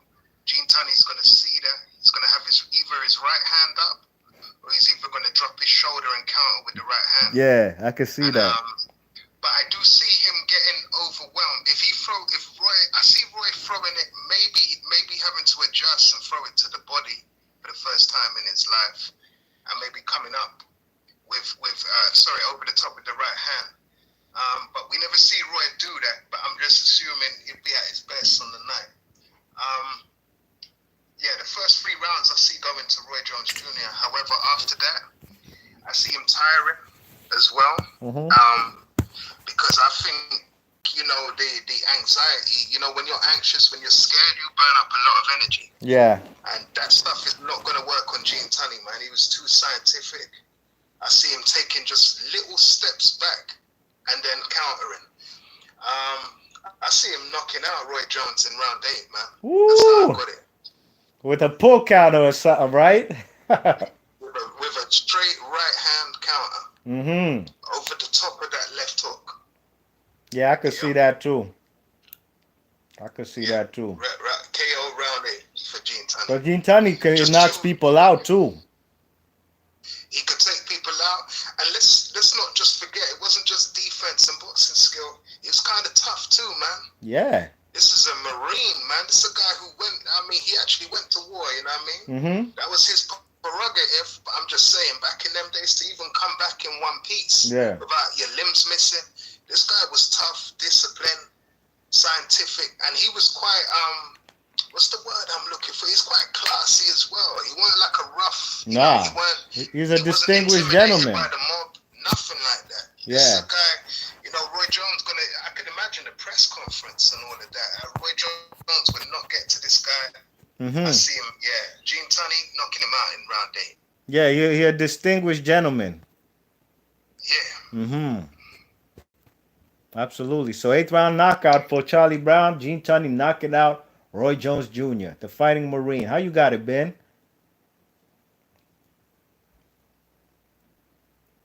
Yo. Ben, you there? Yeah, I'm here. The Fighting Marine, 5 Gene Tunney. months later, I needs my crown. First round, 1 punch, he got set down. Y'all must have forgot. Roy motherfucking Jones knocking that white boy the fuck out. I don't give a fuck what y'all niggas talking about. White boy gonna try to jab and all that fancy, all that's cool. That's cool.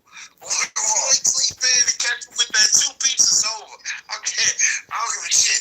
Roy knocking him out. I know I'm outnumbered, but I'm rolling with Roy. Super Roy Jones. I'm talking about Roy this prime, not that Tama Roy.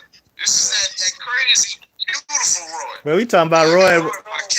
We talking about 175 Roy. Roy Jones was forced to lean back. You ain't see Montel Griffith versus Roy Jones the first fight. Roy Jones you're gonna get destroyed. All right, well, I'm out. There's nothing I can do. I can't override y'all. I got Roy Jones. I feel you, man. Make it interesting. But I think dude got a higher boxing IQ, personally, you know. Gene Tunney, you know what I mean? Tunney was a hell of a boxer, Yeah. man. I just had to get the Roy Jones lyrics out, man. I feel you, man. It would also be a candidate for fight of the night, fight of the year as well, because the hype surrounding that, especially with Roy. Yeah. Just him coming into the ring with all the girls and the hip hop and all of that. Gene Tunney coming in all distinguished and shit. Yeah. That would be like an upset, you know? Yeah, there'll be a lot of people in that fight.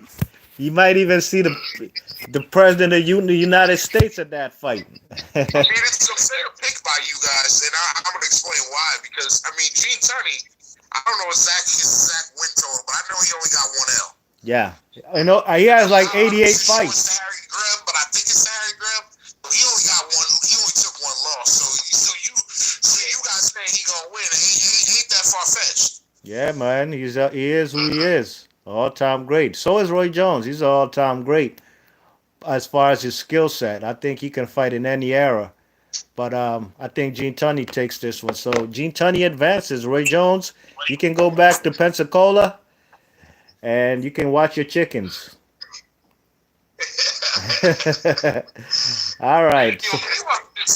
Every time you sit and fight a home, he say something about their hometown. This dude crazy. That's what Roy Jones. He loved Pensacola, man. You know. Man, he gonna get, now that you think about it, he gonna do that chicken dance. He gonna get his dumb ass beat. Yeah, he gonna try that chicken coop stuff, man. All right, so that's it, man. As far as the quarterfinals, we going on to the semis, man. Already. Let's see where we at in the semis. Okay, let's start from the top. We got Sam Langford versus who advanced? Ezra Charles. Because we had Ezra Charles. Hold on. No. Sam Langford fought Ezra Charles, right?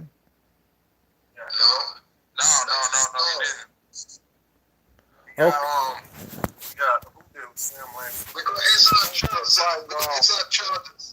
Sam Langford, man. Okay. Don't try and change it now. No, I'm not trying to change it. I'm just trying to make sure. Yeah, because I'm keeping a record of it. Okay, bet. It's Sam Langford and Ezra. Sam Langford versus Ezra Charles. All right. Now, these are 2 great light heavyweights. You know what I'm saying? Very good. Neither of them was a world champion at the weight class, but these guys are all-time great fighters, period. Especially Ezra Charles at 175. This is a tough one, man. This is a tough one. I'm going to go with the natural 175 pounder, the light heavyweight, and Ezra Charles winning. I think Sam Langford will try to get on the inside and, try and get on the inside and, use his punches on the inside as far as body shots, trying to throw left hooks over the top. But I think that the man, Ezra Charles too, he has that left hook straight right hand combo, and I think that left hook straight right hand, especially on the inside. Huh? I said, hold on. Yeah. So Ezra, huh? Y'all there? Yeah, man. Okay. We're there. We're there. I think Chris had to go do Okay. something. Yeah, and Go ahead. I think Ezra Charles would win the fight. With the footwork, the defensive skills, slipping punches, and just also his. He's also a gritty fighter on the inside. You know what I mean? He throws combinations from close quarters. So was Sam Langford, but I think the naturally bigger guy in Ezra Charles wins this fight, and I think he wins this fight on points. A close fight, a very close fight, a 15 rounder. I think he wins. Um,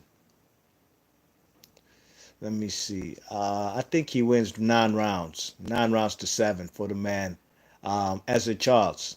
Uh, a unanimous decision. Tough fight, but I think he wins this on points. A clear cut victory for Ezra Charles. Okay. I'll go next. All right. Hold on. I got. Oh, you Hold on. there? I didn't know you was there, man. I thought you wasn't there. I agree with you, D-Mars. I got the same score, D-Mars, but I got Ezra Charles beating Sam Langford. I Yeah. think he used his boxing ability, his footwork, and I think he's going to do it. Yeah. So how you see him beating him on points, knockout? How? Now, he ain't knocking Sam Langford out. I got the points to see. Mm-hmm. Okay. Okay. Okay. I got Ezra Charles knocking him out in the first round, man. Charlie boy. I mean, I I ain't got see. him knocking out in the first round. Not serious. What, he gonna catch Sam Langford cold? Wait there, but he never faced any. Sam Langford was good. He had a winning fights. He never faced anybody like Ezra Charles. This is Ezra Charles now we're talking about. And not just the size. I don't think the size would have made that much of a difference to how Sam Langford approached this. However, I do see Ezra Charles, maybe because of that, taking the fight to him. This is my thing. Again, the body, the way he could roll and counter to the body as well. Mm-hmm. I just see him doing that to Sam Langford and a straight uppercut to the jaw, man. I see him knocking him out in round one, cold as well. Whew, that's quite a Sam possibility, Langford on a stretcher. especially with Sam Langford being the shorter fighter. Yeah. Oh, they bring a stretch out for the Sam Langford. Okay, first round knockout. That's the biggest upset of the night, too. The first round knockout. Yeah, that's a shocker right there. That. And around that time, I probably put a couple of £100 on that too. Yep. Okie doke. First round knockout, Ezra Charles. That's Charlie Brown's vote. How you got it, Ben? I left the room, so I don't know how any of y'all voted, but Charlie, I heard Charlie's first round knockout stretcher shit. But I left the room, so I didn't hear Chris, I hear you. Mm-hmm. I think Ezra Charles is a natural light heavyweight. Like we said about Sam Langford, he came from 126. He's moving up a weight. He's a lot shorter. And you're not fighting no guy that's not super skilled, that doesn't have the output, that's not used to fighting all these rounds. I just think Ezra Charles is going to be too skilled and too much for him. But Ezra Charles is not a puncher. So I don't see no stoppages. But I see a clear-cut decision. 10 rounds to 5. Ezra Charles just boxing him and then just being too crafty and just a little too much. It's just a little too much for him. Yeah. And that's what makes Sam Langford isn't great because he is, but I think Ezra Charles will be a little bit too much for him. I see him winning that fight. Clearly, 10 rounds to 5, unanimous decision. Okay. UD for Ezra Charles over Sam Langford. Yeah, I agree, man. I think the great big man beats the great little man. You know what I mean, in this instance, because they both great fighters, but Ezra Charles is an all-time great at the weight class. You know what I mean? So Ezra Charles advances. You know what I mean? No, Charlie picked a knockout for Sam Langford. Not, oh, actually, yeah, you're right. He picked Ezra Charles. Yeah, clean sweep. Yeah, yep. He's the only one who had it by knockout. Sam Langford getting KO'd. So clean sweep, man. Ezra Charles advances. Okay, next round we got Archie Moore, the old Mongoose, versus the great Gene Tunney fighting Marine. How you? Okay, I'll go first. All right, this is a very good fight. Damn, I just had to put that in my membrane right quick, and that shit right there just got me excited. Gene Tunney, this is right here now. Styles make fights. You know, styles make fights. This is now in boxing. To me, the best fights that could be made is the great classic master boxer versus a come forward guy, a guy who also could hold his own defensively, but he's going to be the pressure fighter. Can the great boxer withstand the pressure from the pressure fighter? And hey man, the fighting Marines are strong guy, man. You know, but Archie Moore, man, I think as a Charles, I'm sorry, Archie Moore will be getting outboxed for many rounds. You know what I mean? He'll be getting boxed probably for the first 6 rounds of the fight. But Archie Moore, like Charlie says, he got that shoulder roll. You know what I mean? His shoulder roll. It's not so much like Floyd's. It's a shoulder roll where his what you call it? His shoulder is protecting the chin, but his hands are kind of down. But then he brings him up in the crossface. You know what I mean? Um, I think what's his name will be winning on style points. Gene Tunney in the first 6 rounds. You know he's gonna be the fighter landing some clean shots in there. You know what I'm saying? He's gonna be making Archie Moore miss. You know what I mean? He might even catch Archie Moore with a flash knockdown. You know what I'm saying? But Archie Moore is just I've never seen nobody in boxing like Archie Moore. He's like a great fighter on his own level. There'll be none other like him. And I think Archie Moore will probably get dropped with a flash knockdown, but he'll just keep applying the pressure. The fighting Marine is a tough guy, but I want to see if Gene Tunney could handle the pressure on the inside that Archie Moore is going to bring. And I think Archie Moore is going to wear him down. You know what I'm saying? These guys are two strong guys in different fashions because Archie Moore is strong because of Jim Crow. Jim Crow down South Mississippi, you know, working in the fields. The fighting Marine came from a great family, you know, came from money, but he's a strong dude because he's a fighting Marine. You know what I'm saying? And I think Archie Moore, man, he's just gonna be too much on the inside for Gene Tunney. You know what I'm saying? You know, Gene Tunney can be dropped by a pressure fighter. Although he was washing, what's his name, Jack Dempsey at heavyweight. You know, he got dropped. You know what I mean? And if it wasn't for the long count, we might have had he wouldn't have won that fight. You know what I mean? That's just the truth. You know. But I think Archie Moore could put him on the canvas and leave him there, and he ain't gonna get up. Although Gene Tunney ain't never been stopped, but Archie Moore got the most knockouts, man, and I think he'll eventually stop Gene Tunney, probably in a late round stoppage. I say 15th round, he'll stop him, and he will be down on points on the scorecard. You know what I mean? And it'll be a come from behind victory knockout for the man Archie Moore knocking out the great Gene Tunney. So I got 15th round stoppage. I think it's going to be Gene Tunney on his feet, and he'll have hit the canvas in that 15th round. He'll get up, but then he's going to get stopped. Like kind of like Danny Garcia and Amir Khan. Amir Khan didn't leave out on his back. He got stopped on his feet, but he did get dropped, and then he got up, but he didn't have his legs under him, and then dude went in for the kill. I see the same thing happen on Archie Moore and Gene Tunney, 15th round. In the very final round, in a classic fight, and I think the fight will be talked about for centuries. Yeah, I got Gene Tunney also winning, but with his boxing skill and his IQ, I didn't have Gene Tunney winning. I had Archie Moore winning, 15th round stoppage. I got Gene Tunney winning. I think that shoulder roll would be useless in this fight. I think whatchamacallit is a lot Gene Tunney a lot crappier. I think his shoulder roll would look like I think his shoulder roll wouldn't be working in this fight. Yeah.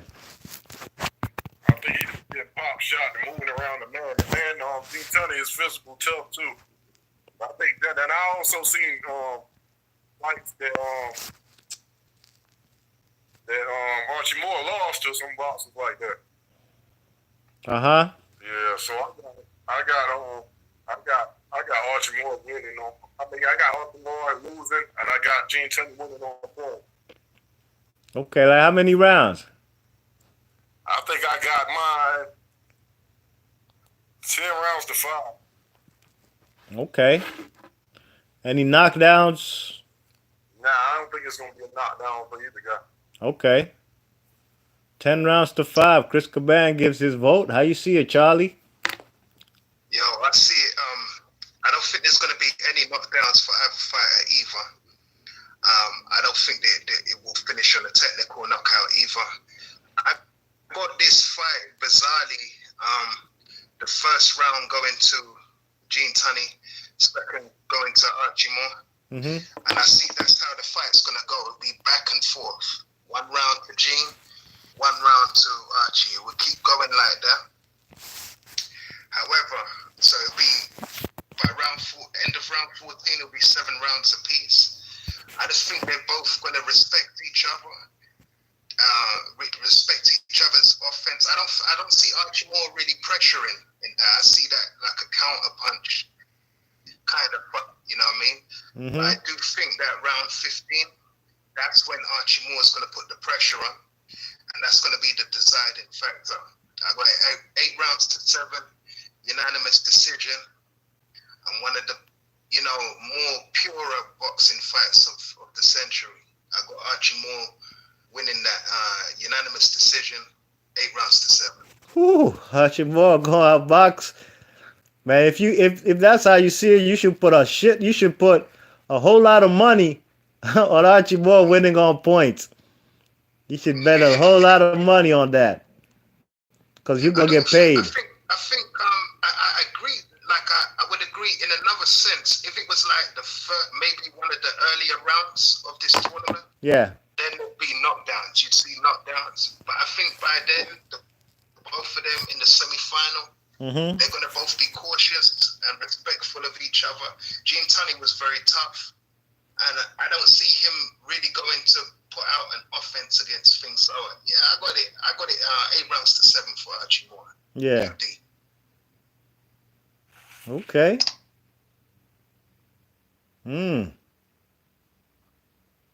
I can dig it. How you see it, Ben? UD for Charlie Brown. He got Archie Moore by unanimous decision. How you see it, Ben? All right, so I can see Archie Moore having a lot of trouble with that white boy because of Archie's defensive mentality and Gene Tunney with his output, jabbing, trying to be very active, moving. Mm-hmm. I can see him having trouble, but this dude only lost one fucking time, man. Yeah. That's just Archie Moore got more KOs than Gene Tunney has fights. Gene Tunney got fights. I know that. Yeah. I know that. Archie Moore got more KOs than most niggas got fights. Yeah. Keep it real. Yeah. Still didn't stop him from getting his ass whooped.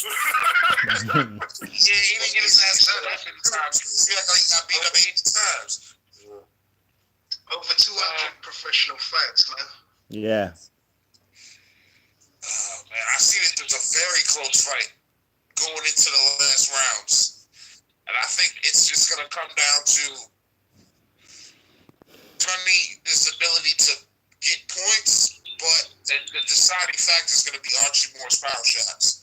I think he's going to hurt Tunney enough that he's going to get a decision. 8 rounds to 7, split decision, Archie Moore. Woo, Archie Moore. Archie Moore wins the tournament, not the tournament, wins versus Gene Tunney then, cause that's 3-1. Hey man, I can't see Gene Tunney boxing a perfect 12 round fight. You know, look, dude, he might be losing. He did a 15-round fight. He's gonna have to box perfectly to win it. Yeah, he might be losing. Ezra Charles beat him though. He lost to some bosses. Yeah, Ezra Charles a great fighter. Those two are the greatest at light heavyweight, Ezra Charles and Archie Moore. You know what I mean? Gene Tunney is a great light heavyweight too. Yeah, he's a top 5 too. Yeah.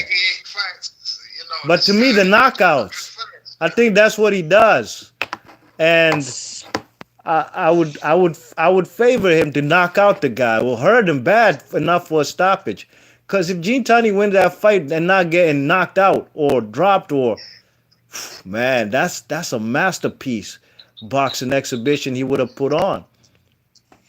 You know what I mean? It's gonna be a masterclass for him to win that fight because he's not hurting nobody. And remember, the man, Harry Greb, he beat him in the majority of the fights, but that's a middleweight.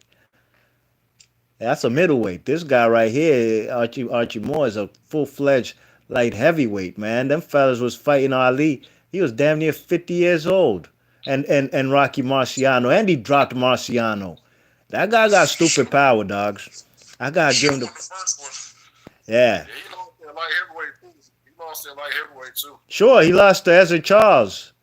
And other guys, like who? He mostly lost to Ezra Charles. I know he beat Joey Maxim to become champion. Yeah. So it would be a great fight though. I think it's a fight of the century type of fight, I believe. You know what I mean? Because of the style matchup. But it looks like. Yeah, I think so. Yeah, very competitive. So it looks like Archie Moore's gonna advance versus who did we have between Sam Langford and Ezra Charles? Ezra Charles. Well, there we go. You see, huh? Yeah. So we got the two greatest light heavyweights of all time, and we're gonna start with the number 4 seed Ezra Charles. I'm sorry, the number 2 seed, Archie Moore, versus the number 4 seed, Ezra Charles. Now, they fought in real life. They fought many times in real life. You know what I mean? I think they fought about 4 times. And I'm not sure if what's his name even won any of those fights, Archie Moore. They fought 3. They fought 3, and Ezra Charles beat him every time. Yeah. I gotta go, man. I'm not even gonna make it. That's why Chris wanted Teddy to get to the end, because so we can have something different. Yeah, because Harold Johnson not Archie Moore out there like heavyweight. Sure enough, he did. But Harold Johnson himself was a future light heavyweight champ. Yeah, Harold Johnson could make this list. But you guys wanted Michalczewski on this goddamn list. Yeah, that's why he got out in the first round. That's why I was thinking Gene Tunney, because I picked Gene. That's why I picked Gene Tunney, because it's gonna be a real. Wait a minute. Didn't what? Didn't Archie Moore beat Harold Johnson as well? No, he got knocked out. He beat him as well. Hold on, let me look. I know he beat what's that guy? Lloyd Marshall. Lloyd Marshall was a damn good light heavyweight. He only fought him one time. Come on, man. The guy had. I got his box rack up, Charlie. He fought him before he got knocked out. Yeah, I know he beat Lloyd Marshall a couple times. He lost to Ezra Charles. Ben said 3 times. Yeah. He lost 3 times. We got KO'd in one of them. Yeah. Yeah. Well, what's his name was fighting more active too. More fights in a year than Gene Tunney. He beat Harold Johnson, Chris. He beat him. He beat him in 1954. Look at the record properly. Look at 1954. He beat him. No, he didn't. I'm on both of their records now. I think he won. I'm not saying that you. I said 1954. Yeah. He didn't fight but one time. He beat Harold Johnson at least once. They fought like 3 times. Charles or Archie Moore?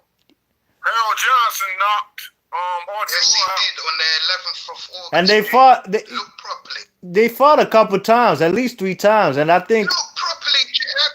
the man They them got, oh yeah, you're right. You're right. he won at least 3. He beat Harold Johnson. What's it?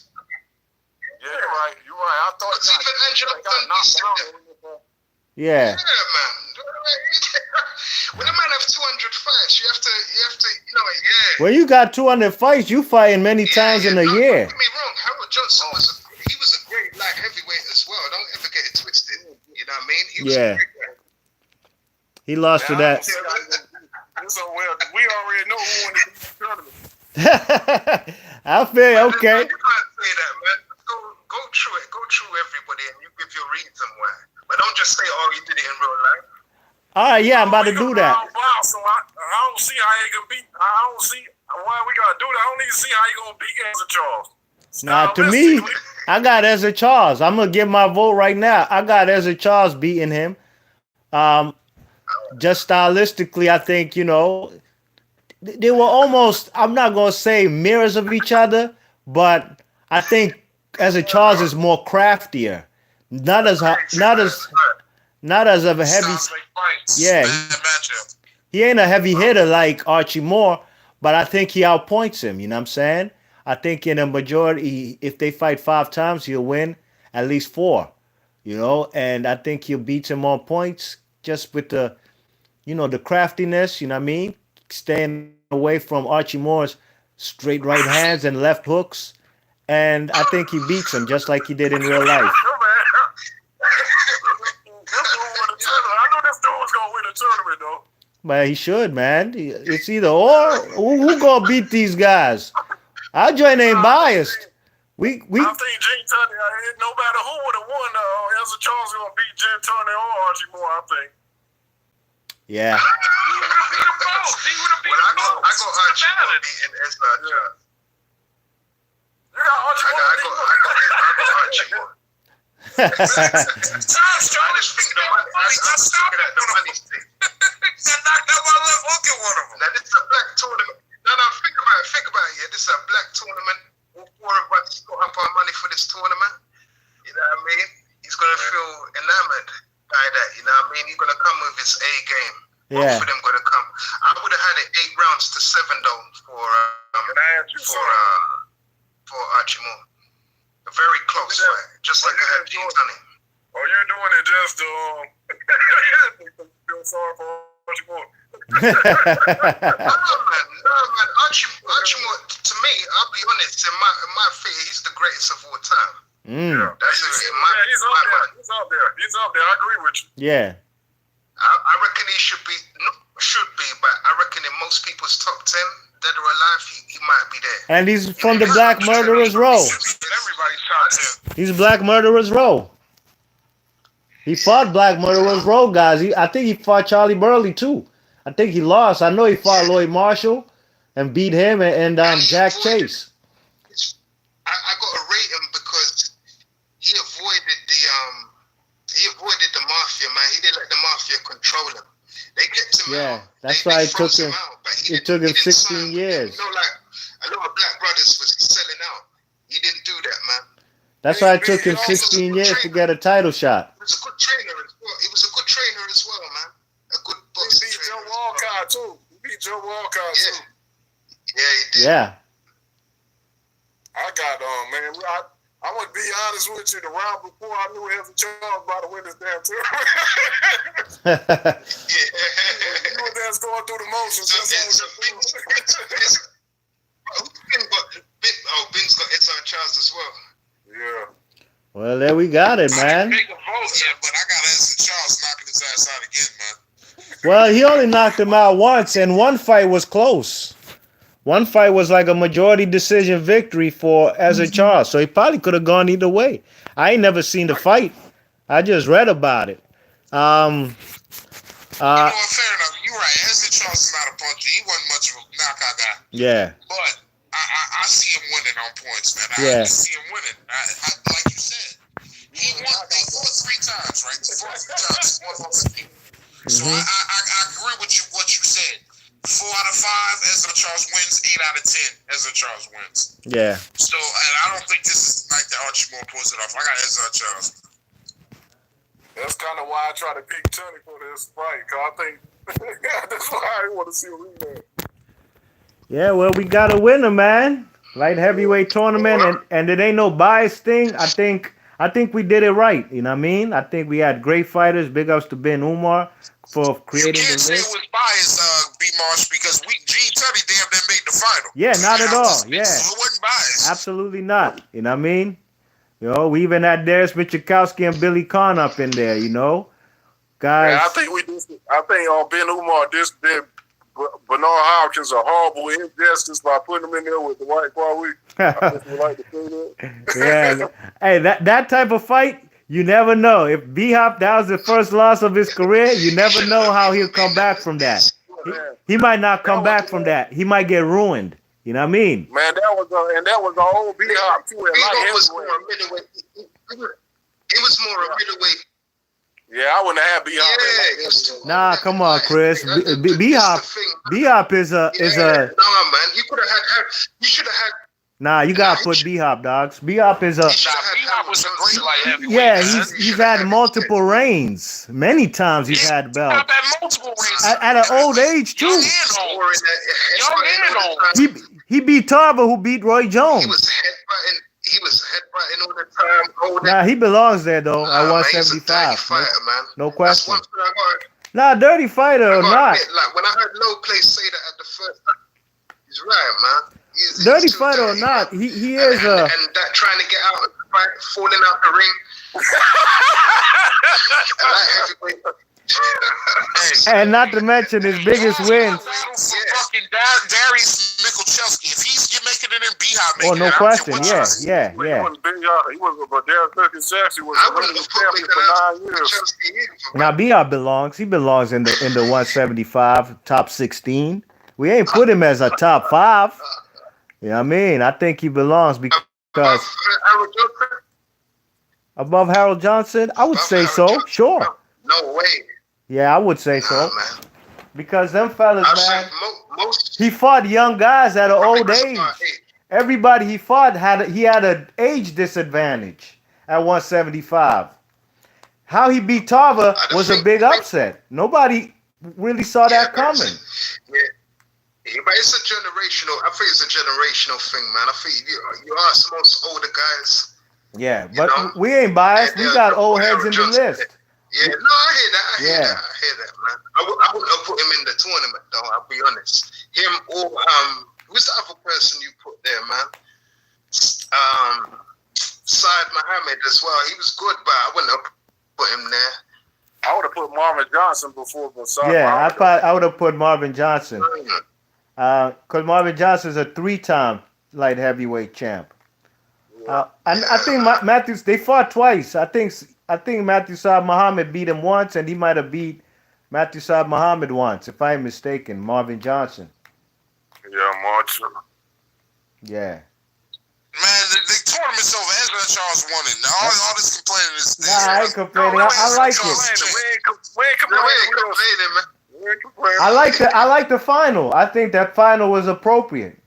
Yo. Yeah, that was a good final. Yeah. If Marvin Johnson was in there, Ezra Charles would have whooped his ass too. So I don't want to hear that. it ain't really great. Ezra Charles gonna win this tournament anyway. Yeah. I thought that from the beginning. To be honest with you. Gene Tunney made it far though, because of the skill set. You know what I mean? Yeah, I think he would have made it far too. Yeah. But I don't see him beat. Even if he would have made the finals, none of them guys, Archie Moore or Gene Tunney, would beat no damn Ezra Charles. Yeah. Y'all fuck Virgil Hill, you put, man. Now, But it's so good, man. Virgil Hill belongs. He definitely belongs. He has. The man got 20 title defenses.